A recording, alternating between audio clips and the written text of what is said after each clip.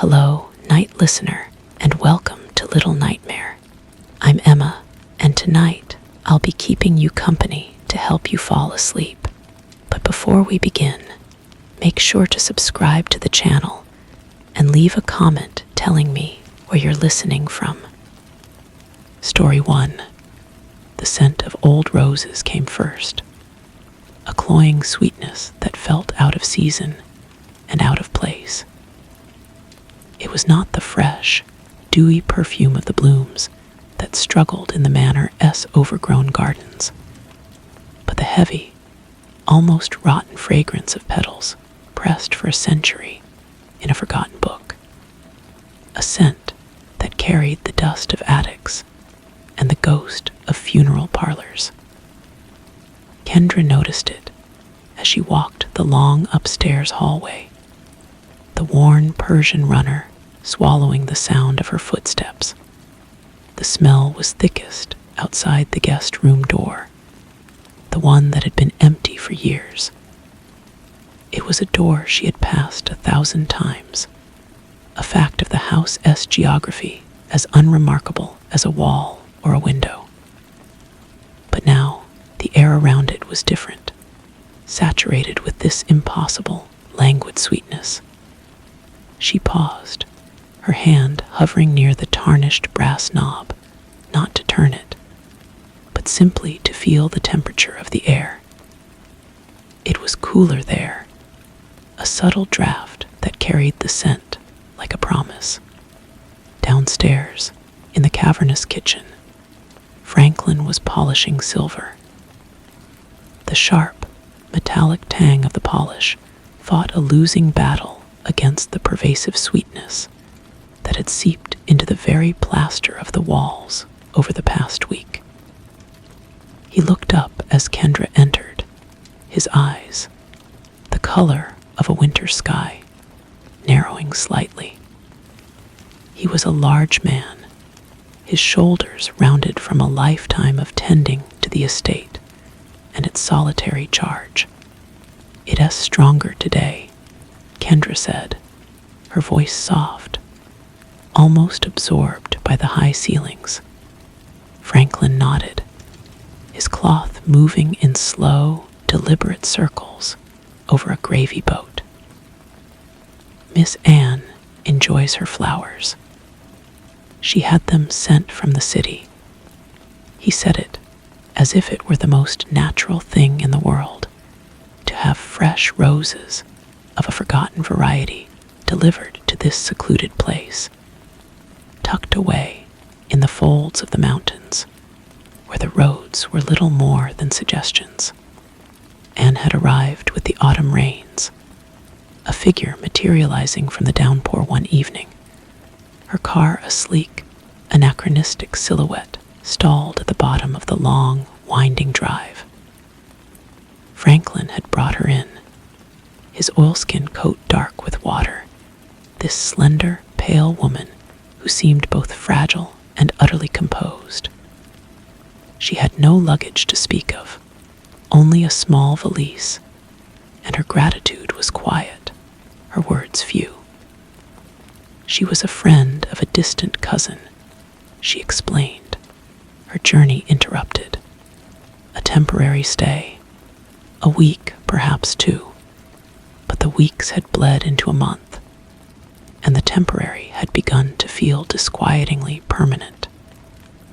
Anne kept to her room mostly, or to the library, a room Kendra seldom visited for its shadows and the weight of its silent, leather-bound books. Yet a bond had formed, tentative at first, then deepening with a swift, quiet intensity that left Kendra feeling both exhilarated and unnerved. Anne's attention was a focused thing, a beam of light in the dim expanse of Kendra's life. She would listen, as if Kendra's simple stories of childhood in the house, of watching the seasons change from the same window day after day, were epic tales of adventure. And in return, Anne would speak in her low, melodic voice of places Kendra had only read about.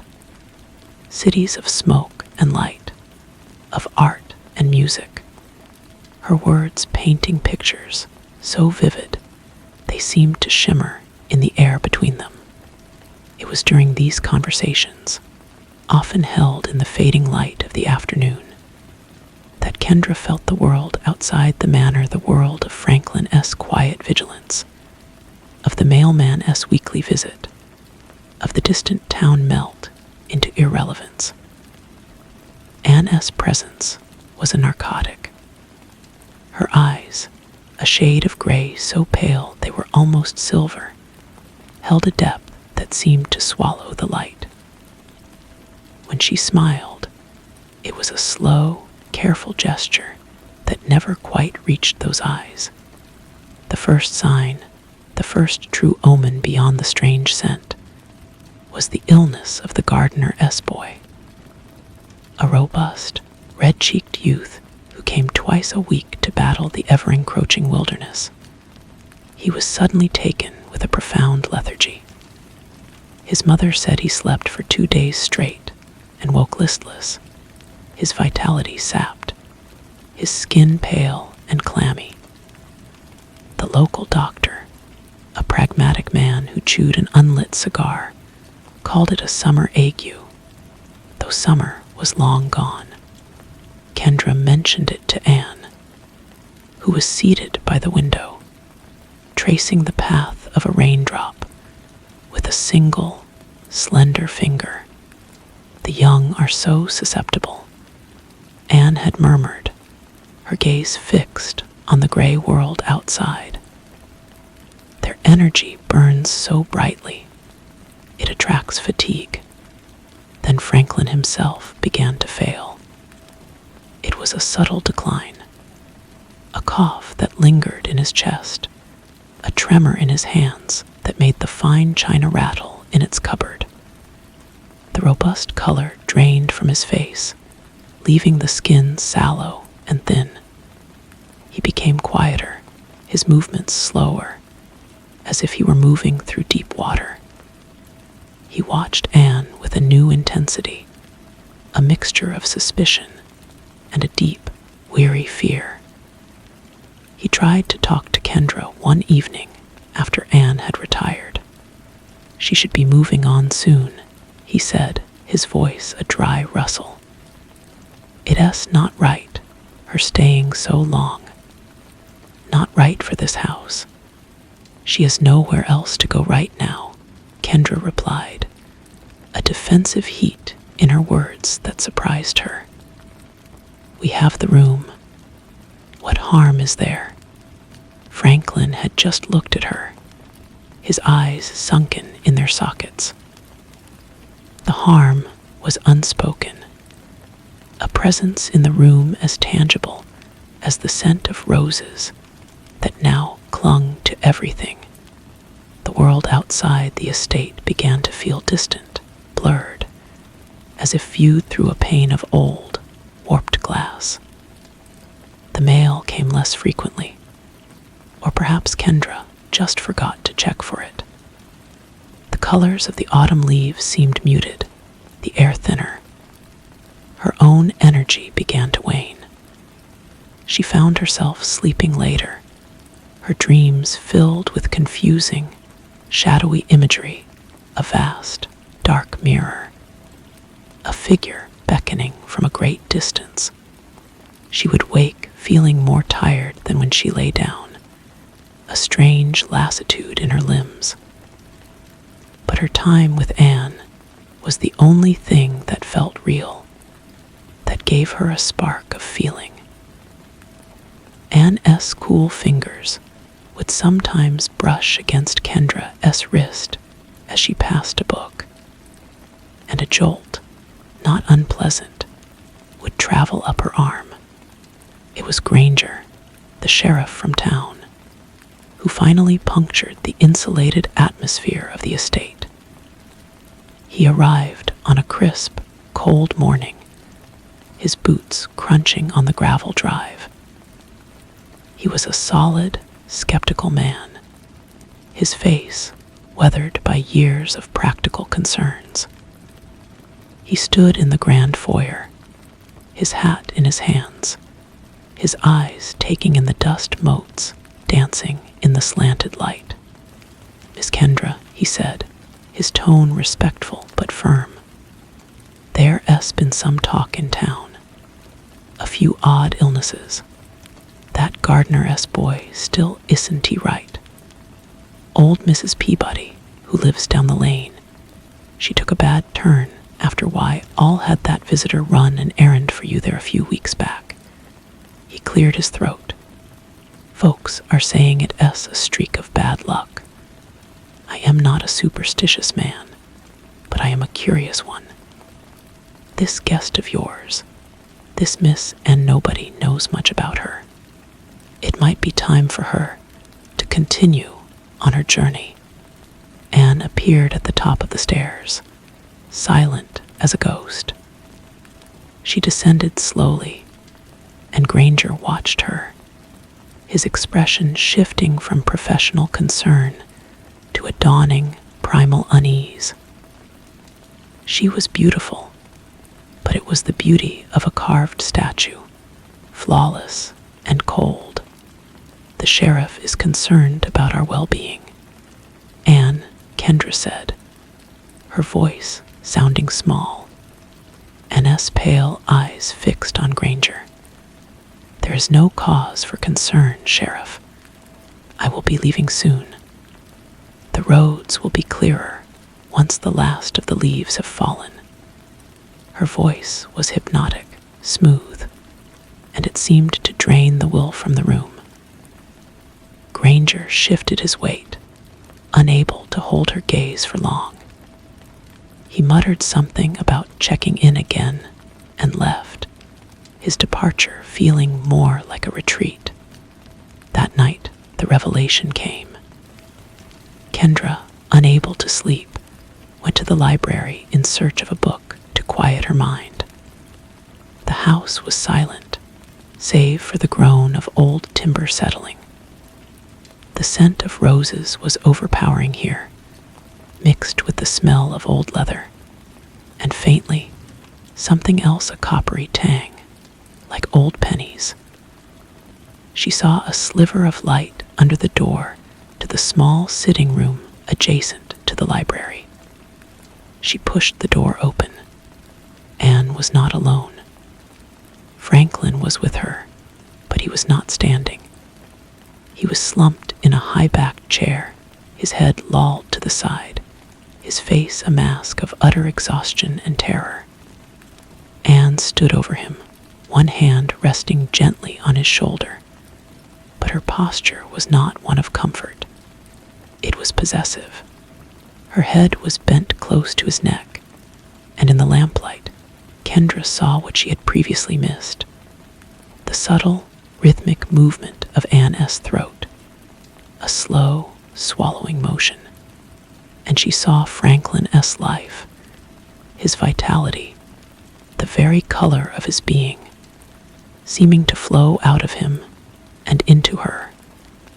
A silent, vampiric transfusion.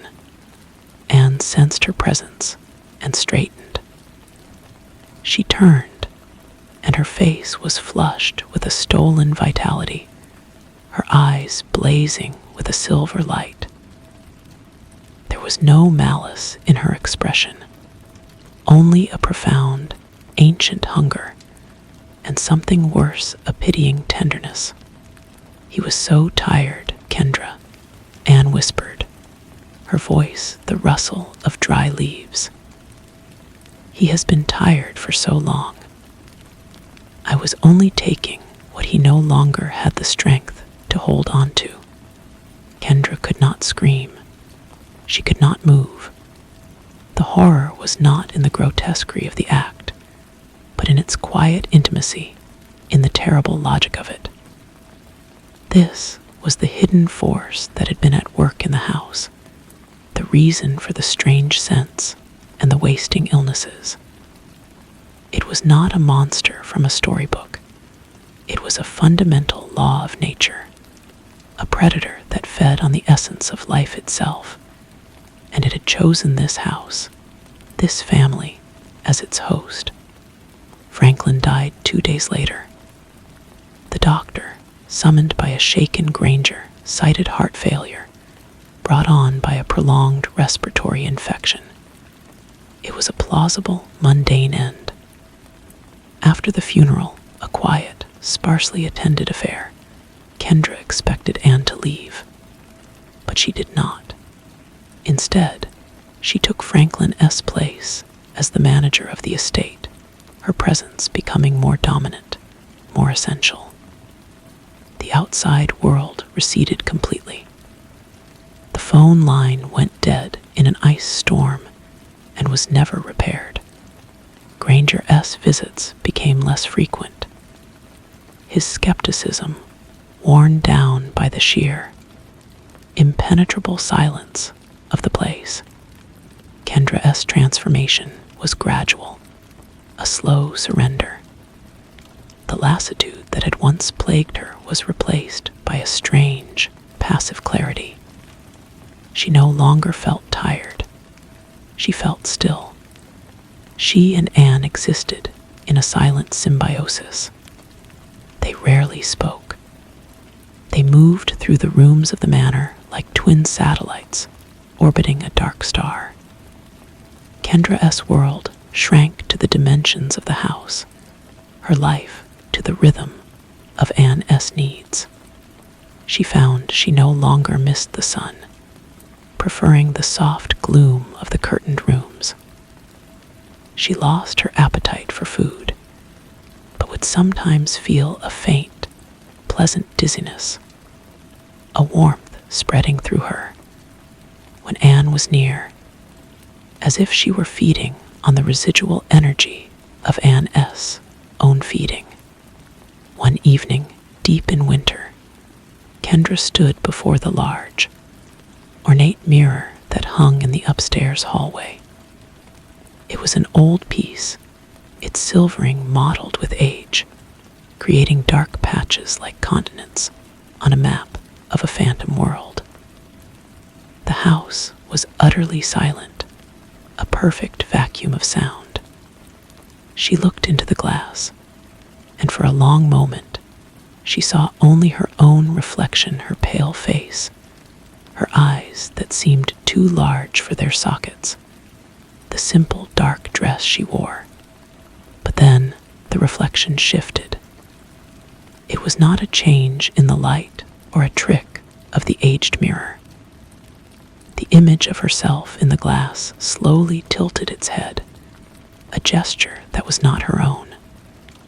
The eyes in the reflection deepened, their color shifting to a pale, luminous silver.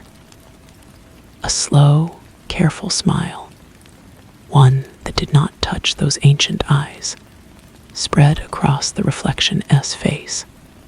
Kendra watched. There was no reaction, no terror, no scream. The understanding was absolute and cold, settling into her bones with the weight of a final truth. The bond was not just one of affection or dependence. It was a transfusion of identity. The predator had not just consumed the lives around her, it was replicating itself. Anna's essence, her hidden darkness, had been slowly, patiently pouring into the empty vessel that Kendra's isolation had created. She was not looking at a monster in the mirror. She was looking at herself. The young woman, the innocent, was gone, her memory as distant and irrelevant as the scent of fresh roses. What remained was this stillness, this perfect, eternal calm. The figure in the mirror held her gaze, a silent keeper of a terrible secret. And Kendra, in the quiet of the hall, her own breath of faint mist on the cold air, did not look away. She simply stood, observing herself, a perfect, undisturbed reflection in the darkening glass. The silence in the hall was a living thing, breathing with the house. Kendra raised a hand, her movements slow and deliberate, as if she were moving through honey. The reflection mimicked the gesture perfectly, the pale fingers rising to meet hers in the cold plane of the glass. There was no seam, no division between the action and its echo. The thought that this was wrong, that this was a violation of nature, flickered in some deep, buried part of her mind, and then died, extinguished by the overwhelming calm. This was simply what was. It was the inevitable conclusion of a story that had begun the moment the scent of old roses first touched the air. She turned from the mirror and walked down the hallway, her feet making no sound on the runner. She did not need to think about her destination. She moved with a new certainty, an instinct that guided her to the library. Anne was there, standing by the fireplace where a low fire smoldered. She did not turn as Kendra entered, but a subtle relaxation in her shoulders indicated she was expected. "You see it now," Anne said, her voice not a question, but a statement of fact. It was the same voice, yet it seemed to come from everywhere and nowhere, woven into the very silence of the room. Kendra came to stand beside her, looking not at Anne, but into the flames. The light danced across her face, but she felt no warmth from it. "There is nothing else to see," Kendra replied. Her own voice was changed. It was lower, mellower, devoid of the hesitant warmth it had once held. It was a voice for quiet rooms and long nights. "The world outside is noise," Anne murmured. "A frantic burning of little lives. They flare up and are gone, leaving only ash. We are the quiet that remains. We are the memory." A log shifted in the grate, sending up a spray of sparks. Kendra watched them rise and fade into nothing. She thought of the gardener-esque boy, of Franklin, of the vague shapes of other people from a life that felt like a story she had been told long ago. They were indeed like sparks, brief and bright. Their energy had been consumed, but their essence, the quiet truth of their existence, was now here, in this room, in the stillness she and Anne shared. It was not a malevolent thought. It was an ecological one, a matter of balance. "The sheriff will return," Kendra said. It was not a concern, merely an observation of a pattern, like noting that the rain would eventually fall. "He will," Anne agreed, "and he will find nothing amiss. He will see two women living quietly in an old house. He will see the pallor of grief, the effects of solitude. His practical mind will explain it all away. And if he looks too closely, if his energy becomes intrusive, then he too will become tired. The world is full of the tired, Kendra. They are drawn to us, and we to them. It is a kindness, in the end, to relieve them of their burden." Kendra nodded slowly. She understood now the pitying tenderness she had seen in Anne's eyes that night with Franklin. It was not a pretense. It was the compassion of a scavenger for the dying, a recognition of a shared fate. They were not killers. They were consumers of what was already wasted. They were the ecosystem of silence. Weeks turned into months, and the seasons turned outside the windows. But inside the manor, time became irrelevant. The snow fell and melted, and new leaves greened the trees. but the light in the house remained the same soft, perpetual twilight. Granger did return, once in the early spring. He came with a deputy, a young man with nervous eyes. They were let in by Kendra, who greeted them with a polite, distant smile. She offered them tea, which they refused. They stood in the foyer, their hats in their hands, their solid, living presence a jarring note in the quiet symphony of the house. Anne descended the stairs, and the deputy took an involuntary step back. Granger held his ground, but Kendra saw the pulse beating rapidly in his neck. Anne S. gaze settled on him, and the air grew heavy, the scent of roses thickening perceptibly. "We were just checking in, miss," Granger said, his voice strained. "The phone line S still out." "We have no need of it," Anne replied softly. Her eyes lingered on the young deputy, who was beginning to look pale and faint.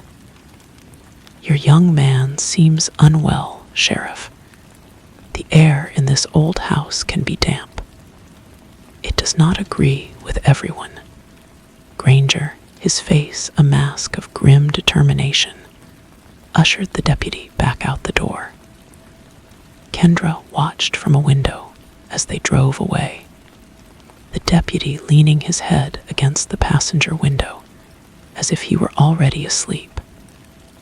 She knew they would not be back. The story of the manor and its reclusive inhabitants would become another piece of local lore, a tale to be told in hushed tones, a place to be avoided. That night, Kendra walked through the sleeping house. She paused at the door to the guest room, the origin point of the scent. She turned the knob and entered. The room was not as she remembered it. It was not a room for a guest. It was a sanctum. Dried roses, dark as blood, lay in bowls on every surface. Their fragrance was overwhelming, the essence of memory and decay. In the center of the room stood a long, low table, and on it, arranged with a terrible care, were small, mundane objects. A pocket watch that had belonged to Franklin, a whittling knife that was the gardener S. Boy S., a lace handkerchief that Kendra recalled old Mrs. Peabody using. They were not trophies. They were anchors, focal points for the quiet energies that now sustained the house. Anne was there, waiting. She held out her hand, and Kendra took it. Her touch was cool, but a current of immense power flowed between them, a silent river of accumulated lives. "It is time for you to walk alone," Anne said. Her silver eyes held a new light, one of completion. "My time here is ending. This form has served its purpose." Kendra felt no sadness, only a sense of transition. "Where will you go?" Anne smiled her slow, careful smile. "Nowhere, and everywhere. I will be in the silence you leave behind. I will be in the scent of forgotten flowers. Another will come, drawn to the quiet you cultivate, as you were drawn to mine. And the cycle will continue." The following morning, Anne was gone. There was no note, no sign of departure. Her valise was still in the room. The only evidence that she had ever existed was the pervasive scent of roses and the new, profound stillness that had taken root in Kendra's soul. Kendra stood at the same window where she had first seen Anne S. car in the rain. The world outside was bright and green, full of noisy, fleeting life. She felt a faint, distant pull, a recognition of the energy teeming out there. But it was like watching a play from a great distance. It had nothing to do with her. She turned and walked back into the dim heart of the house. She had duties now. The silence needed tending. The quiet had to be fed. She was the keeper of the house, and the house was a vessel for an ancient hunger. She was the reflection in the mirror, the scent on the air, the invitation in the stillness. She was waiting. The first one came in the late summer. A traveling salesman whose car had sputtered to a halt at the end of the long drive. He was a man with a loud tie and a heartier laugh than the house had heard in years. Kendra watched him from the parlor window as he trudged up the gravel, his face red with the heat. She felt the familiar, faint dizziness, the warmth spreading through her chest. It was not hunger, but an anticipation. She opened the door before he could knock. He was taken aback by her pallor, her stillness, but he smiled, wiping his brow with a handkerchief. "Terrible trouble with the engine, ma'am. Might I use your telephone?" "We have no telephone," Kendra said, her voice a soft echo in the foyer. "But you may come in. You look very tired." He hesitated, a flicker of unease crossing his face as he stepped across the threshold. The cool, rose-scented air seemed to swallow the sound of his presence. "It's the heat," he agreed, his boisterous tone already muted. "Just need to rest a moment." She led him not to a sitting room, but to the library. He followed, his steps slowing, his breathing becoming deeper. He sank into the same high-backed chair where Franklin had sat. Kendra stood over him, not as a hostess, but as a gardener tending a fragile plant. She placed a hand on his shoulder. He flinched at the coolness of her touch, but then relaxed, a profound weariness seeming to seep from his very bones. "It's a heavy world, isn't it?" she whispered, her head bending close to his. "So much noise, so much struggle. You can let it go now." His eyes widened for a second, a final spark of alarm, but it was quickly extinguished by the overwhelming lassitude. He sighed, a long, shuddering exhalation. Kendra watched, her own breathing synchronizing with the slow, rhythmic drawing of his life into the quiet of the house. It was not violent. It was an acceptance, a kindness. Later, she found his car keys in his pocket and walked down to the lane. She pushed the car off the road into the thick undergrowth where it would not be seen until the leaves fell. Back in the house, she took his garish tie and placed it on the table in the rose-scented room. It was a new anchor. The silence felt richer, deeper, more complete. She returned to the hallway mirror. The reflection that gazed back was her own, yet it was also Anne's, and it was also something older.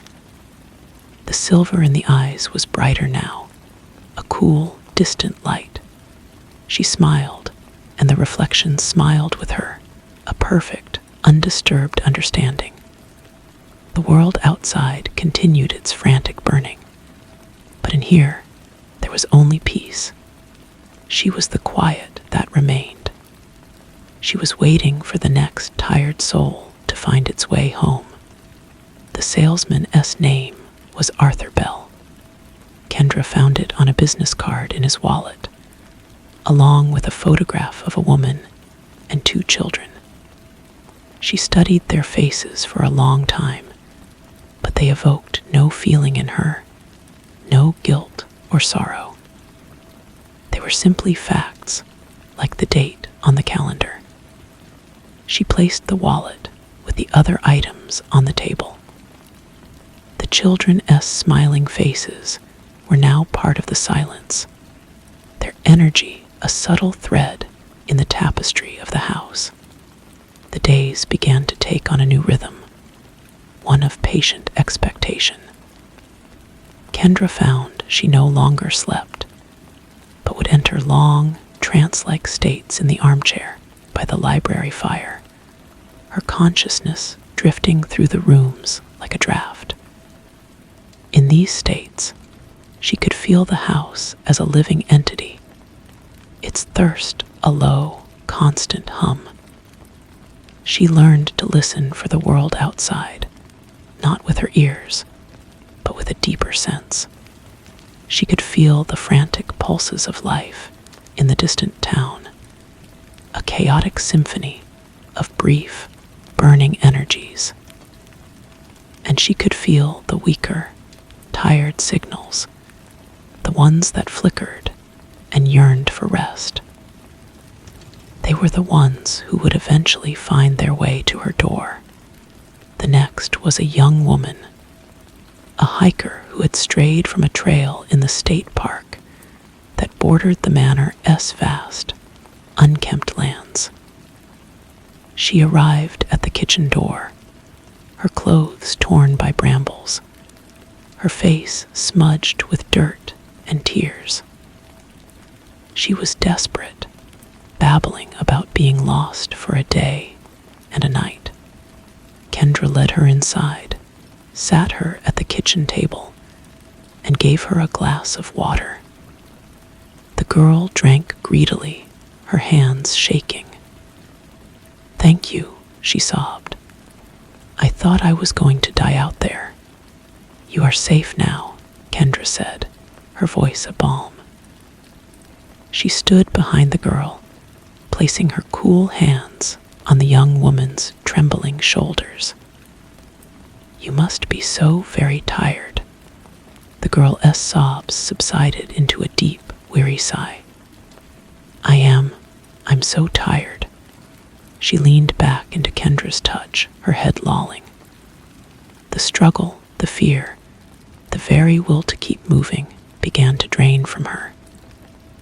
Kendra watched as the vibrant panic in the girl's eyes faded into a placid, empty calm. It was a quicker process than with the salesman. The girl had less life left to give. Afterward, Kendra carried her light form upstairs and laid her on the bed in the guest room. She took a silver locket from the girl's neck and added it to the collection. The house felt satisfied. The silence so deep it was like a physical pressure. Kendra walked the boundaries of the property that night, moving through the dark trees with an effortless grace. She was not a part of the forest, but she was its curator. She ensured the silence remained unbroken. Years bled together. The roof developed a leak that went unrepaired. The garden surrendered completely to the wild. The manor became even more a ruin, a picturesque decay that discouraged casual visitors. The local stories grew, layering superstition over the truth. It was a place of tragedy, they said. A place where people disappeared. They were right, of course, but they misunderstood the nature of the tragedy. It was not one of violence, but of acquiescence.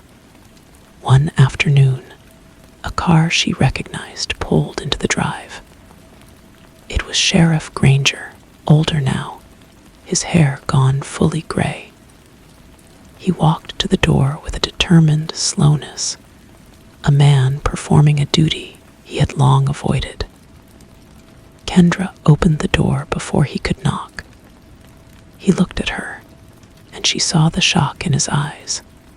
She had not aged a day, Kendra, he said, his voice rough. There have been inquiries. A missing hiker from a few years back was last seen near this property. Kendra said nothing. She simply looked at him, her silver eyes holding his. The scent of roses curled out from the house, enveloping him. He tried to maintain his official demeanor, but she could see the exhaustion in him, the weight of a long career spent confronting the inexplicable. "I need to come in," he said, but it was a question. "You have always been tired, Sheriff," she whispered. "Since the first day you came here. You have been carrying the weight of this town for so long." His shoulders slumped. The resolve drained from his face, replaced by a profound and acknowledged weariness. He was a man who had run out of reasons to fight. He stepped across the threshold, and the door closed softly behind him. The house had claimed its most persistent skeptic. His service revolver and badge joined the collection on the table. Kendra stands now at the highest window, looking out at the twilight. The house is full, its silence a rich, complex thing woven from many lives. She feels the approach of another, a lonely soul driving down the lonely road, drawn by an impulse they cannot name. She turns from the window and descends the stairs, her movement fluid and eternal. She goes to the mirror in the hall for a final glance. The face that looks back is ageless, a beautiful, empty vessel. She smiles, and the reflection smiles, a silent promise of rest. Then she goes to the door to wait, the scent of old roses gathering around her like a shroud. The car was an older model, its engine knocking with a tired rhythm that echoed the driver's own. It slowed, then stopped near the overgrown entrance to the drive. Kendra watched from the shadows of the porch as the man got out. He was middle-aged, his shoulders rounded not by age, but by dejection. He stared up at the manor with a look of hopeless curiosity, as if he had been searching for something his whole life and had finally arrived at the last possible place to look. He did not see her at first. He was about to get back into his car to talk himself out of this foolishness when she spoke. Her voice carried through the still air, not loud, but clear and immediate. "You are welcome here." He started, his hand freezing on the door handle. He peered into the deepening gloom of the porch and saw her then, a pale shape in the darkness. I'm sorry to bother you," he said, his voice uncertain. "I was just looking." "Everyone is looking for something," Kendra replied. She stepped forward, just enough for the last of the twilight to catch the silver in her eyes. "What is it you seek?" The man hesitated, and in that hesitation, she felt the familiar pull, the deep and resonant tiredness that radiated from him. It was a quiet despair, the kind that makes no noise, but is deafening to the one who holds it. "Peace, I suppose," he said, the words sounding foolish to him even as he spoke them. "We have peace in abundance," she said. "It is the one thing this house is never without. Come inside." She turned and walked back into the house, leaving the door open. It was not an invitation that could be refused. It was a statement of fact. After a long moment, The man followed, his footsteps hesitant on the creaking porch steps. He crossed the threshold, and the change was instant. The humid evening air was replaced by a cool, dry stillness. The faint, sweet scent of roses filled his senses, and the knot of tension between his shoulders began to loosen for the first time in years. Kendra led him to the library. The fire was unlit, but the room was warm with a stored, patient energy. He sank into the chair without being asked, his body seeming to melt into the worn velvet. "It's like all the sound has been turned off," he murmured, his eyes closing. "It has," Kendra said, standing over him. She placed a hand on his forehead. His thoughts, a frantic jumble of regrets and anxieties, slowed to a crawl and then ceased altogether. There was only the quiet. She felt the transfer, a gentle sigh of a life being released into the collective calm of the house. It was over quickly. He had been more than ready. Later, she found a wedding ring on his finger, a simple gold band. She added it to the table in the sanctum. The collection had grown so large that the table was a mosaic of forgotten lives, a quiet monument to surrender. The ring settled next to Sheriff Granger's badge, the metal cool against cool metal. Kendra returned to the main hall. The mirror showed her a face that was now a composite of countless others, yet uniquely her own. She was the house, and the house was her. She listened to the silence, which was no longer empty but populated, a vast and gentle congregation. A soft rain began to fall outside, pattering against the windows. It was the only sound, and it was a part of the quiet, not an interruption. She knew there would be more. There were always more, drawn down the lonely road by the promise of an end to striving. She was the end of the road. She was the keeper of the quiet.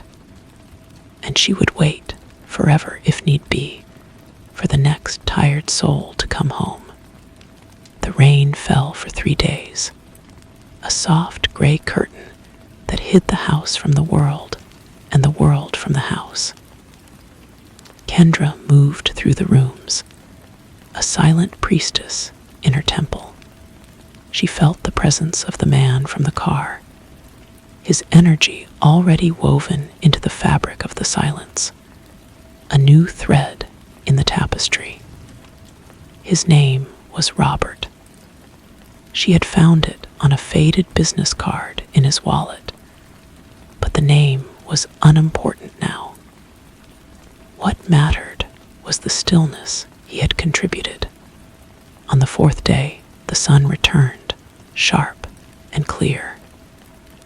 The light that pierced the dusty windows seemed weaker than Kendra remembered, as if the house itself was thickening, becoming more real than the world outside. She stood in the garden, now a wild sea of untamed roses and ivy. The blooms were unnaturally large, their petals a deep, velvety crimson that seemed to drink the light. Their scent was intoxicating, a heavy perfume that promised oblivion. A shift was occurring. She could feel it in the floorboards beneath her feet, a new thrum of potency. The house was no longer just a vessel. It was becoming a beacon. Its call was strengthening, reaching further than the lonely road. It was pulling at the frayed edges of lives in the distant town, whispering to the discontented and the weary. The first sign was the animals. A fox, its coat mangy and thin, ventured from the woods one evening and lay down on the gravel drive, its sides heaving a final, peaceful sigh. A day later, a flock of sparrows fell from the sky, not in death, but in a sudden, collective silence, their tiny bodies going still as stone on the lawn. They had not been killed, they had been absorbed. The house was sating its hunger on smaller things, its appetite growing. Kendra felt a corresponding change in herself. The distant pull of the outside world vanished completely. The sight of a car on the main road, once a point of focus, now meant nothing.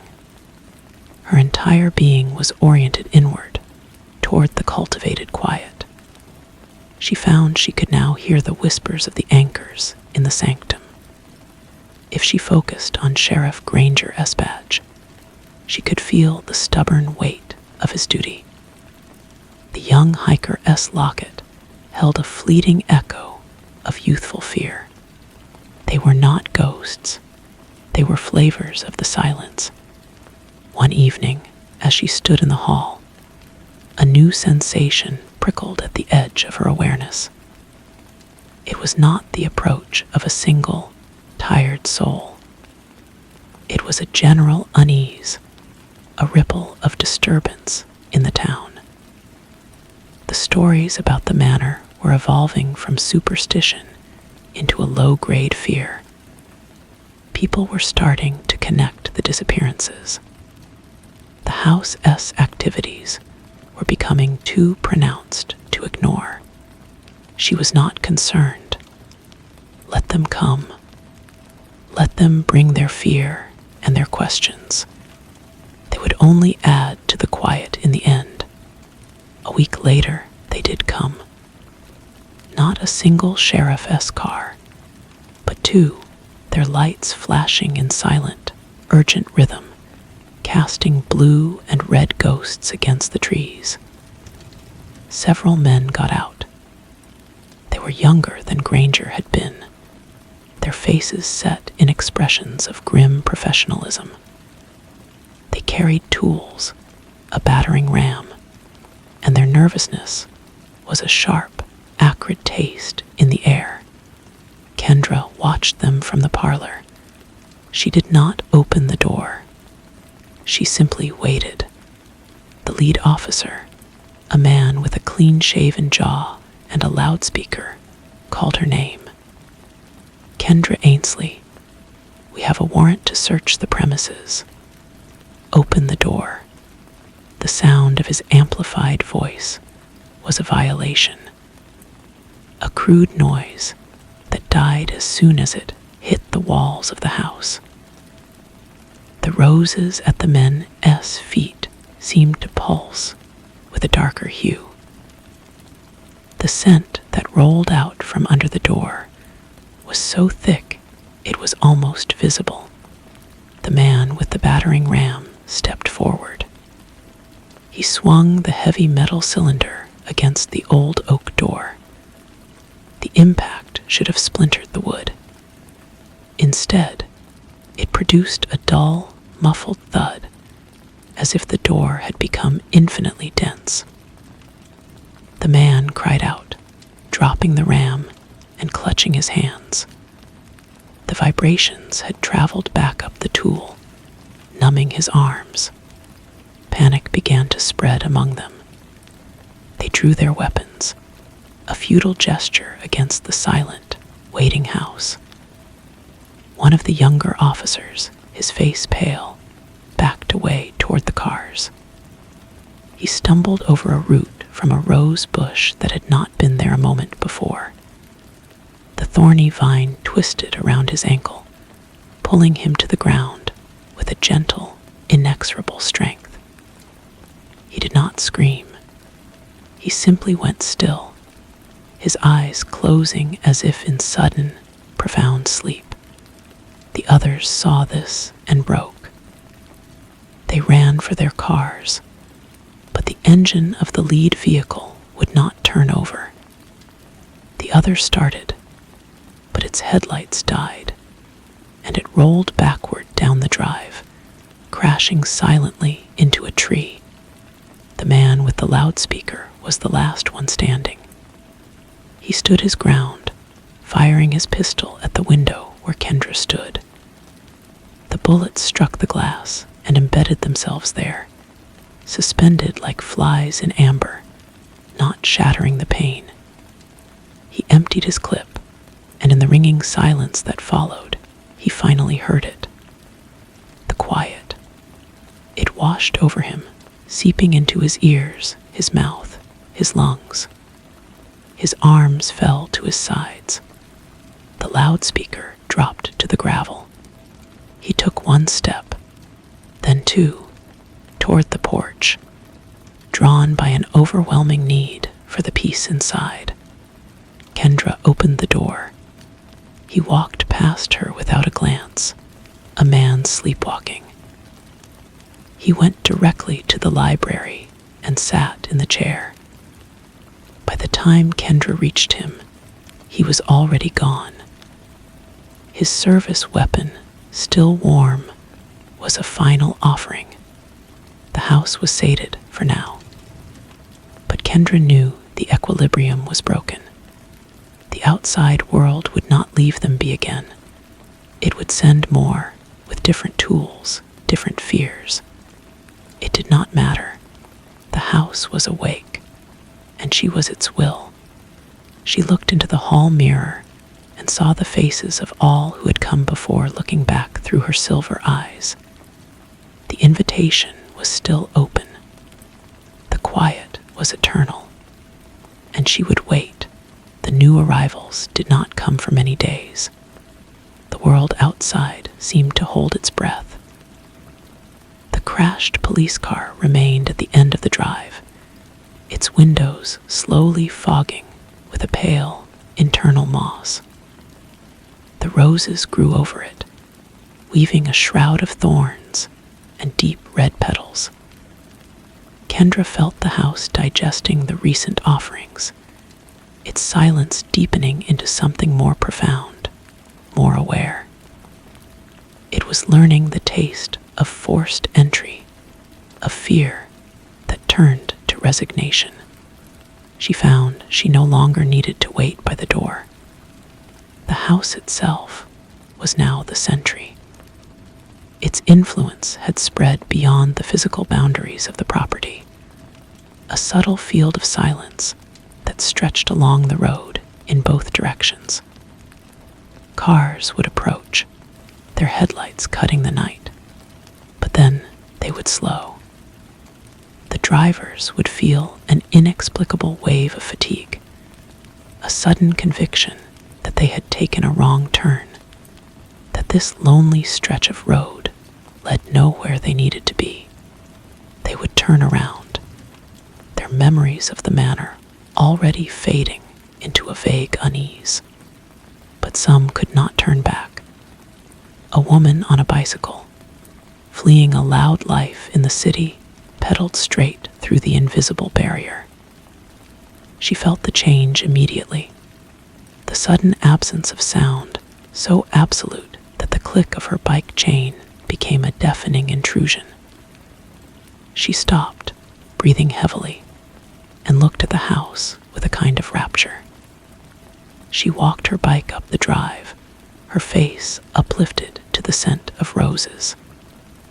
Kendra met her at the door. No words were exchanged.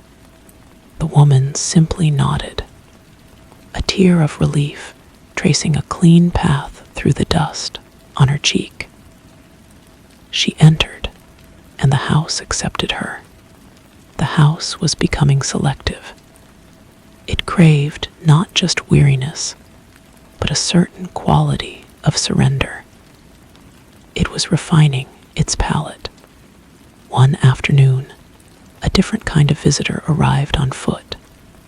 He was an old man, but he moved with a stubborn vitality that set him apart. He carried a walking stick and a small pack, and his eyes, though aged, were sharp and clear. He did not seem tired. He seemed curious. He He stopped well short of the porch, studying the house with the keen attention of a surveyor. Kendra watched him from an upstairs window. He was not afraid. He was assessing. He called out, his voice cutting through the quiet with a startling clarity. "I know you're in there. My name is Alistair Finch. I've come to talk." Kendra felt a ripple of something unfamiliar from the house, not hunger, but recognition. This man was known. He was a piece of an old story. She descended the stairs and opened the front door. She stood framed in the doorway, saying nothing. The old man, Alistair, took a step closer. "I knew the Ainsleys," he said. "I was a boy when they left this place. Or when people said they left, I never believed it." Kendra remained silent, her silver eyes fixed on him. The roses at the edge of the porch seemed to lean toward him. "You're not Kendra Ainsley," the old man said, his voice softening with a strange pity. "You're what she became, or what this place made her. It was always hungry. It just needed the right caretaker." He took another step, and now he was close enough for the silence to press against him. Kendra saw him fight it. His jaw tightened. He gripped his walking stick until his knuckles were white. He was resisting the pull, using his own lifetime of willpower as a shield. "You don't have to do this," he gasped, the effort immense. "You can let go. The house will sleep again." For a single, fleeting moment, Kendra felt a tremor in the foundation of her being. A memory, distant as a star, flickered. A girl with hopes, a life before the quiet. But the house responded instantly, flooding her with a calm so absolute it erased the tremor. The quiet was not a prison, it was a perfection. To leave it would be an agony. "She is gone," Kendra said, her voice the rustle of dead leaves. "There is only the quiet. Would you like to rest?" Alistair Finch looked at her, and she saw the struggle in his eyes finally cease. It was not that he had lost. It was that he saw the futility of winning. He had come to free a ghost, but the ghost was perfectly content in its haunt. His purpose, his long-held quest, evaporated. The weariness of decades, held back by his mission, crashed over him. His shoulders slumped. "Yes," he whispered, the word a long, slow exhalation. "I believe I would." He walked past her into the house. He did not go to the library. He went straight to the sanctum, as if he had always known the way. He looked at the table of artifacts, his eyes lingering on a particular locket that had belonged to his sister, who had vanished near the manor 60 years before. He did not touch it. He simply sat on the floor in the corner, leaned his head back against the wall, and closed his eyes. His surrender was the most profound yet. The silence he brought was ancient and deep. Kendra closed the door to the sanctum. The house was complete. The last thread of its past had been woven in. She returned to the hall mirror. The face that looked back was no longer just Kendra's, or the salesman's, or the sheriff's. It was the face of the house itself, timeless and patient. The road outside was empty, the world already beginning to forget this place entirely. But it didn't matter. The quiet was self-sustaining now. It was a world unto itself, and she was its eternal heart. The days began to blend, not into monotony, but into a single, sustained note. The sun and moon cycled outside the dust-filmed windows, but within, time had ceased its linear march. It pooled in the rooms like still water. Kendra found she no longer needed to eat or sleep. Her sustenance was the quiet itself, a constant, gentle infusion that kept her body as still as her spirit. She began to notice the house changing in more subtle ways.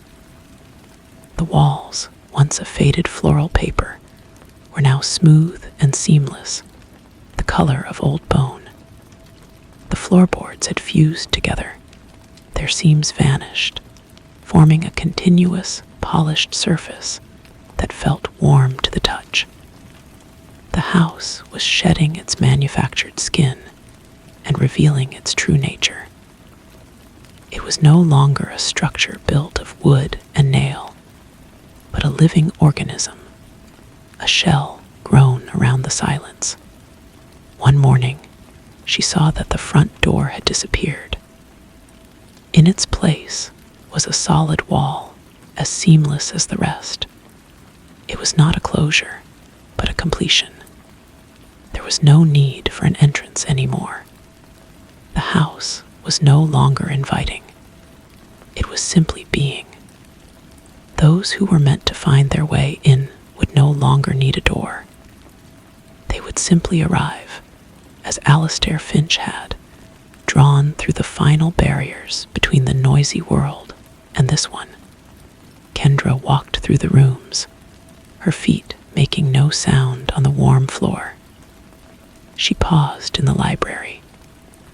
The chair where so many had found their rest was gone. In its place was a simple stone pedestal. Upon it rested a single, perfect rose, its crimson so deep it seemed to be a hole into a darker, quieter universe. This was the heart of the house now, the focal point of all the surrendered peace. She went to the sanctum. The door was gone here too. The room was open, but the collection on the table had transformed.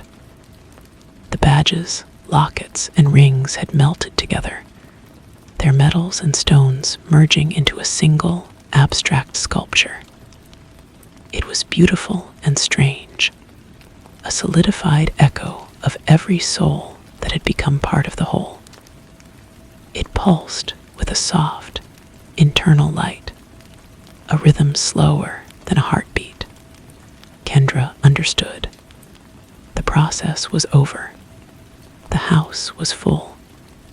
It had absorbed all it needed to become self-sufficient, a perpetual motion machine of silence. Her own role was evolving. She stood before the stone pedestal in the library and felt a gentle pulling, not at her body, but at her essence. The house was asking for the final piece.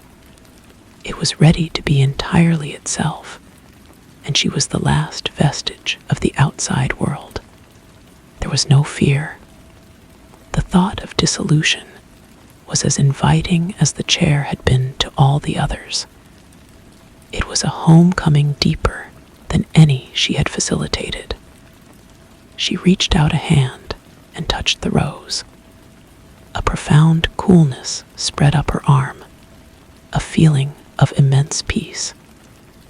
Her form began to soften at the edges, to become translucent. She looked down and saw the floor through her hands. She did not disappear, not exactly. She flowed into the silence, her consciousness spreading evenly through every room, every particle of the house. She was in the warmth of the floors and the scent of the roses. She was the light pulsing from the sculpture in the sanctum. She was the silence itself, the last individual thought, the memory of being Kendra, evaporated like a drop of water into the ocean. The house on the hill was now complete. From the outside, if any eye could still focus on it, it would appear as a hazy outline, a mirage that shimmered in and out of existence. The road leading to it was slowly being reclaimed by the forest, the asphalt cracking as roots pushed through. The world, with its noise and its striving, was moving on. But in a fold of reality, the quiet endured, perfect, whole, and forever. The only movement within the house was the slow, patient growth of the roses. They no longer needed sunlight or water, sustained by the quiet. They began to bloom indoors, their dark red petals unfurling in shadowed corners. There sent the house only breath. The boundaries between inside and outside had become meaningless.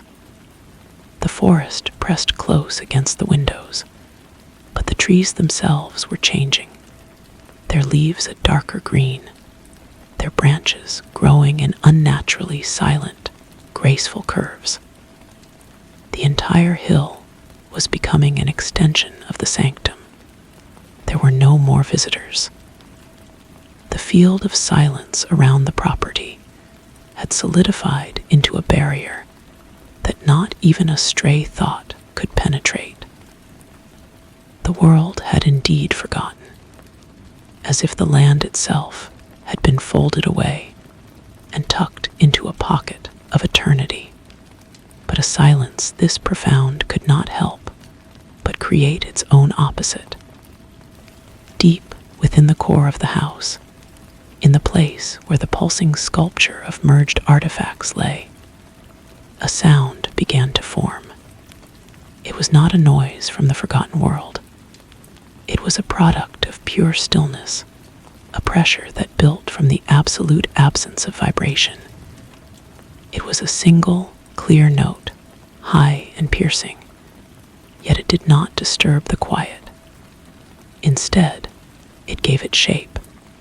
The note hung in the air, eternal and unchanging, a beacon for a different kind of soul. It called out across dimensions, not to the weary, but to the lost. It reached into the spaces between worlds, into the quiet corners of dead universes and the hollows of forgotten dreams. The first to answer was a wisp of shadow, a fragment of a being that had once been a queen in a realm of constant, brutal noise.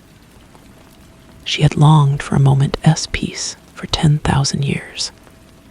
She manifested in the library, drawn by the stone pedestal and the perfect rose.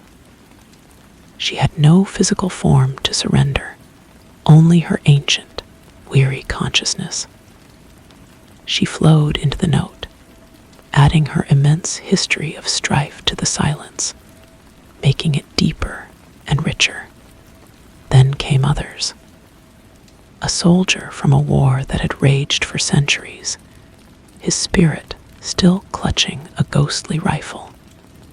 He saw the rose and let the weapon fade to nothing. A creature of pure logic from a world of humming machines, seeking the irrational peace of the quiet. They came from every conceivable reality, each adding a new texture to the tapestry. The house was no longer just a house on a hill. It had become a nexus, a sanctuary for the echoes of existence. It was not a tomb, but a library of silences, each one a story that had finally reached its end. And at its center, the note continued to sound, a perfect tone in an endless, peaceful dark. Story 2. The first thing I remember is the feel of the splintered wood against my fingertips, the grain rough and swollen with last night's rain. It was the fence that separated our backyard from the house behind us. a barrier of gray, weathered planks that had always been there, as permanent as the sky. That summer, the summer I turned 12, I found myself tracing those grooves for hours, as if the patterns they made could spell out an answer to a question I hadn't yet learned to ask. The wood was a map of its own long dying, and my fingers were learning to read it. Our neighborhood was a quiet cul-de-sac named Sycamore Lane, though the only sycamore had been cut down years before I was born. The houses were all variations on a theme of beige and butter yellow, with tidy lawns and sprinklers that hissed in the late afternoon, casting tiny, temporary rainbows. It was a place of such profound normalcy that it felt, even to a child, like a performance. The fathers left for work at the same time each morning. The mothers drank iced tea on porches, and we children owned the streets until the fireflies emerged like scattered embers in the dusk. I was Ellis, and my world was small and safe, bounded by that fence and the known quantities of my friends. Liam, with his freckles and perpetual skinned knees, and Maya, who could whistle through the gap in her front teeth. The house behind us was the only one that didn't quite fit. It was a little darker, a little more hunched, its paint peeling in long, pale curls like sunburned skin. The woman who lived there was named Georgia. She was a sharp, narrow woman with hair the color of cold ash, and she wore floral print dresses that seemed to swallow her whole. We rarely saw her, but when we did, she would offer a smile that never reached her eyes, a stretching of the lips that was more a threat than a greeting. She had a niece. She told my mother once over the fence, a girl named Carrie who was sickly, sensitive, and couldn't play outside. We heard Carrie, though. Or rather, we heard the sounds that must have been Carrie. A faint, rhythmic tapping on a window pane. A sob that was quickly stifled, cut short as if by a hand clamped over a mouth.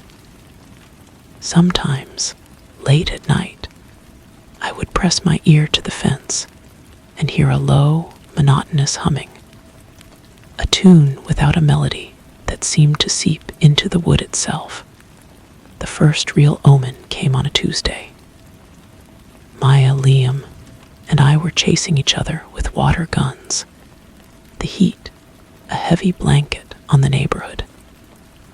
I slipped behind the large oak tree at the edge of our property, my back against the rough bark, catching my breath. That S when I saw it.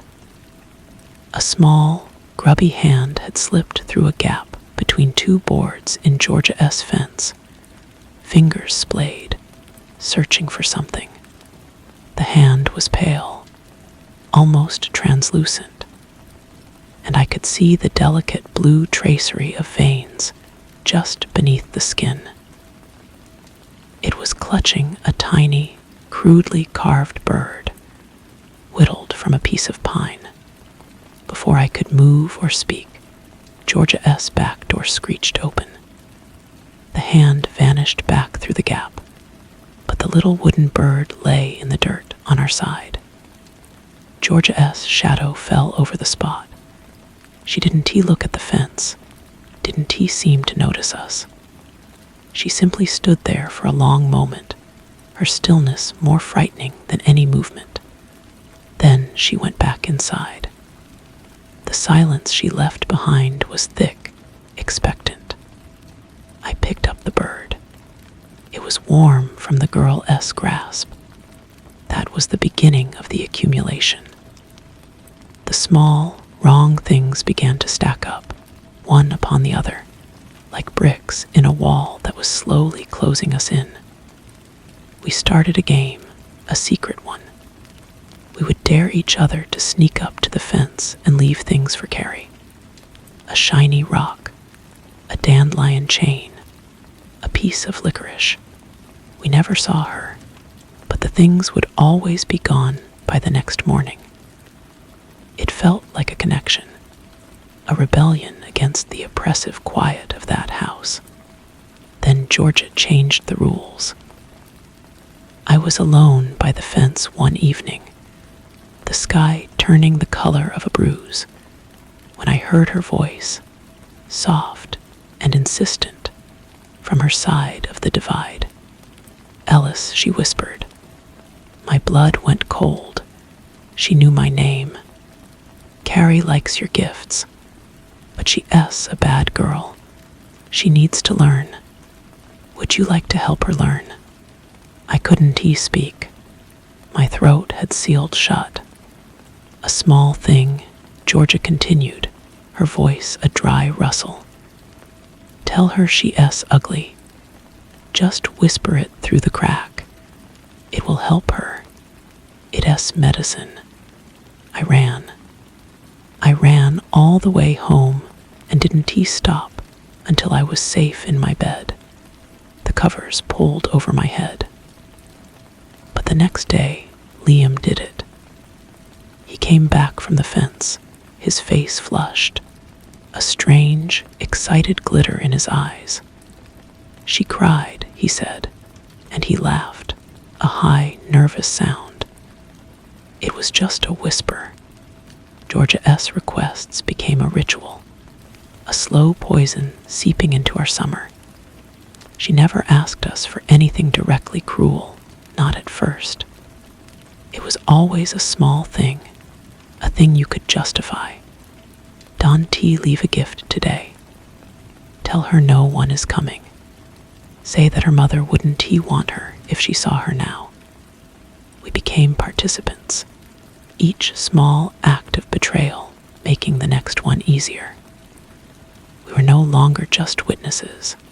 We were extensions of Georgia's will, her instruments of correction.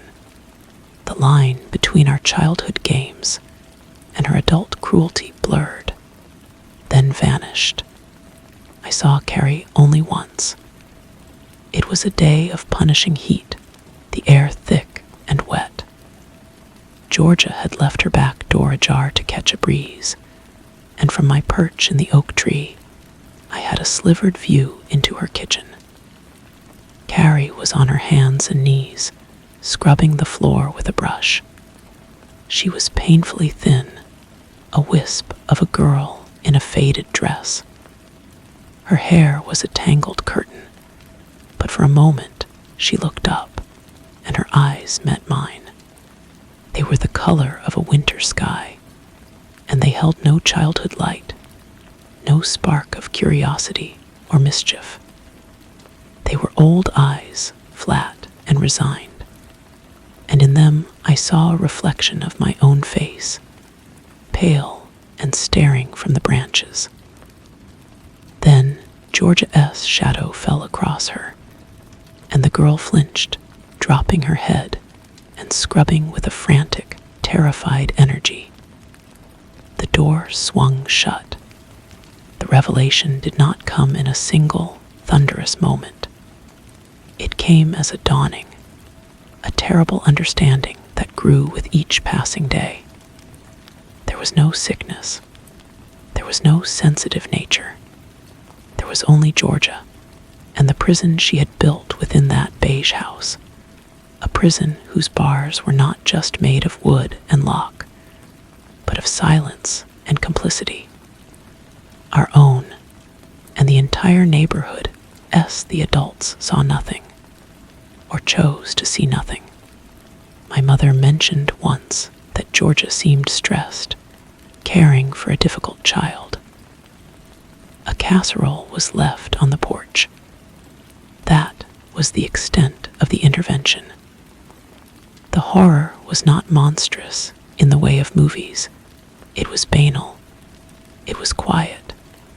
And it It was happening right next door, hidden behind a veneer of floral prints and well-kept lawns. The climax was not of our making.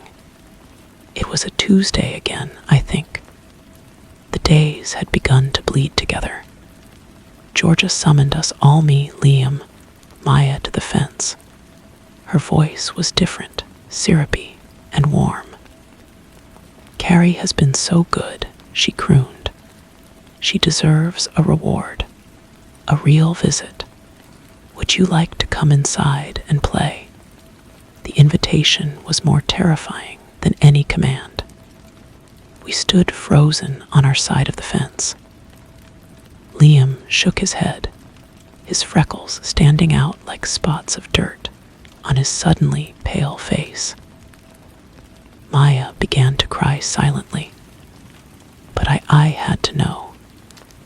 The guilt, the curiosity, the terrible, pulling need to see the truth of what we had been a part of it was a stronger force than my fear.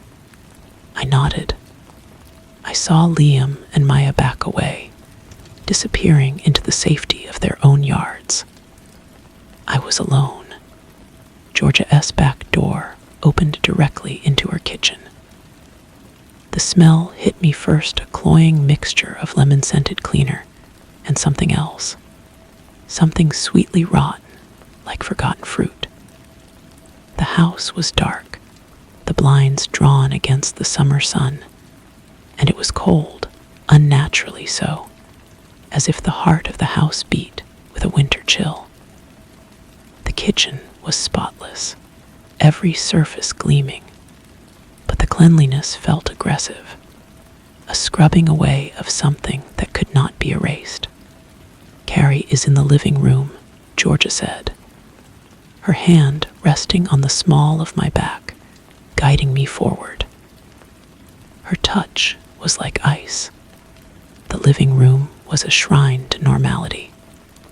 A floral sofa, a doily on a side table, a framed picture of a yellow Labrador, and in the center of the room, sitting perfectly still on the floor, was Carrie. She was wearing a clean, pressed dress, and her hair had been brushed. She held a porcelain doll in her arms, its face a vacant, painted smile. She did not look at me. "Go on," Georgia urged. "Say hello." "Hello, Carrie," I whispered. The girl's head turned slowly. Those winter sky eyes fixed on me, and in them I saw not recognition, but a hollow emptiness, a void. She had been hollowed out. Our whispers, our small betrayals, had been the tools of the excavation. We had helped Georgia scrape away everything that was inside her, until only this shell remained. "Isn't she pretty now?" Georgia asked, her voice dripping with a possessive pride. "Isn't she a good girl?" I could only nod, my body trembling. I wanted to run, but my feet were rooted to the spot. Georgia knelt beside Carrie, stroking her hair with a terrifying tenderness. She understands now. She understands that the world is a cruel place, and that I am the only one who loves her, the only one who will ever protect her. She looked up at me, and her smile was a ghastly thing. "You helped her understand that, Ellis. You and your friends.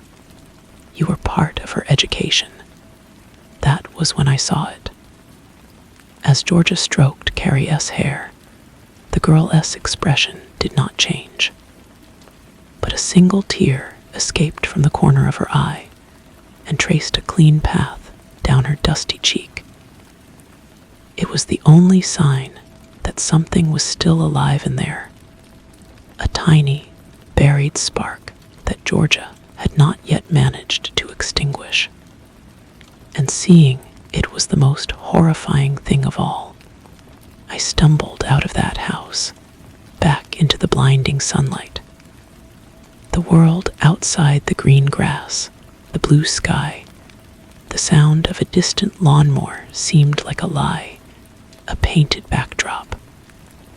I never went back.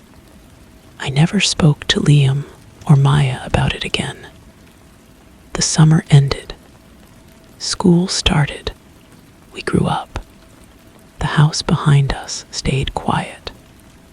We saw Georgia occasionally, tending to her roses with a grim determination. We never saw Carrie again. The official story, when the for sale sign went up a year later, was that the niece's health had improved, and they had moved to a special facility in another state. The adults on Sycamore Lane accepted this with nods of relief.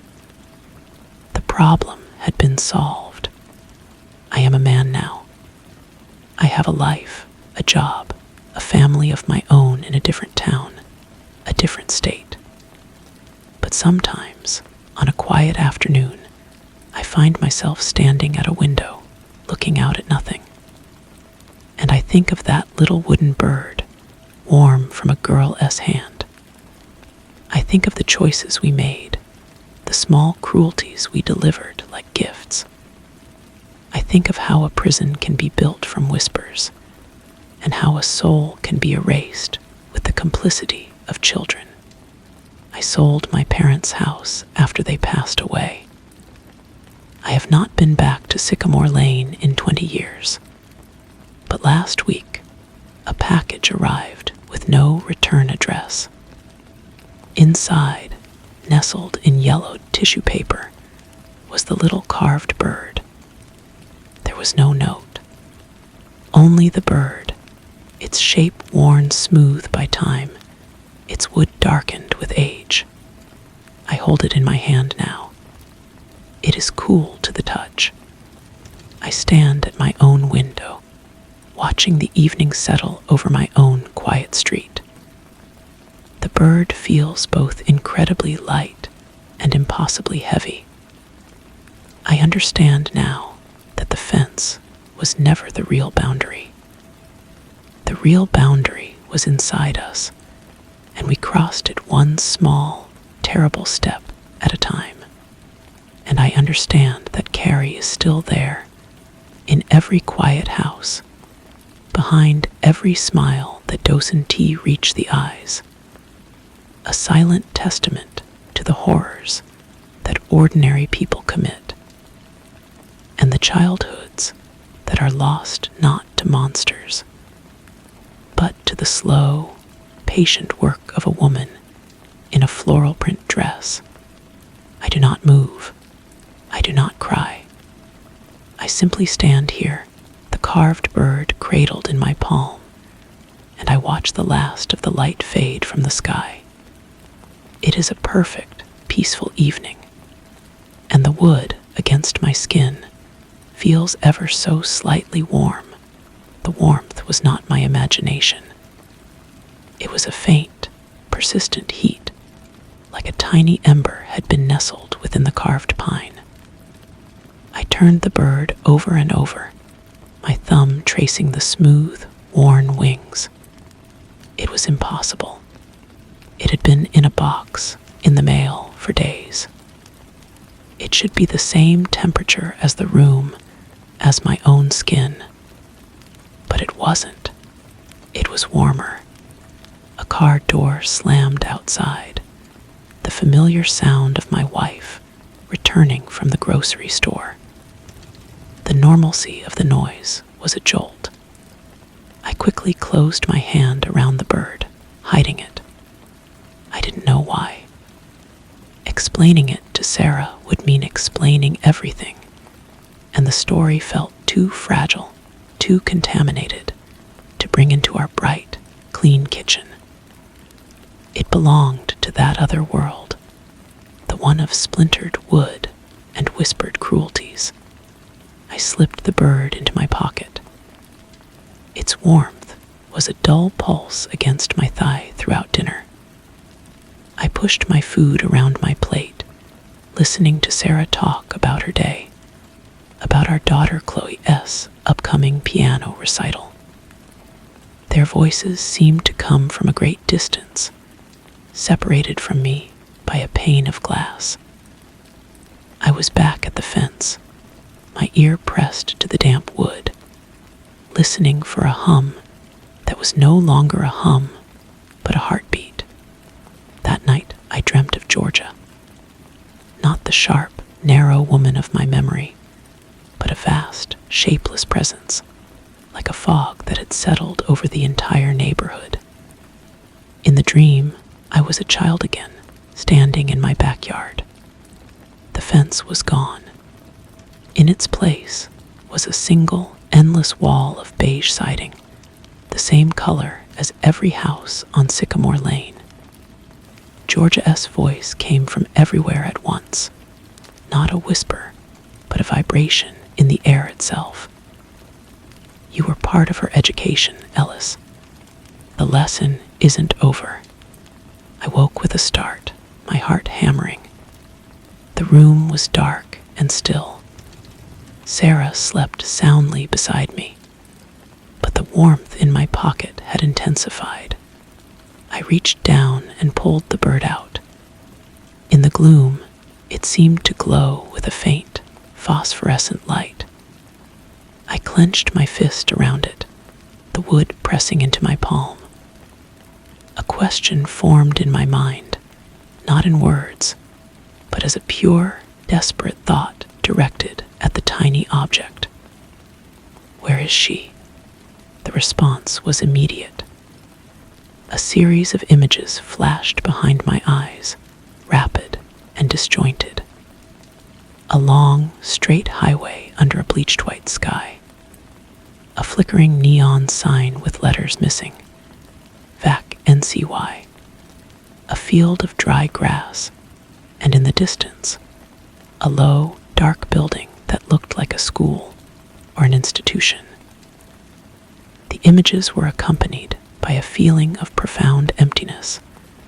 A silence so complete it was a sound in itself.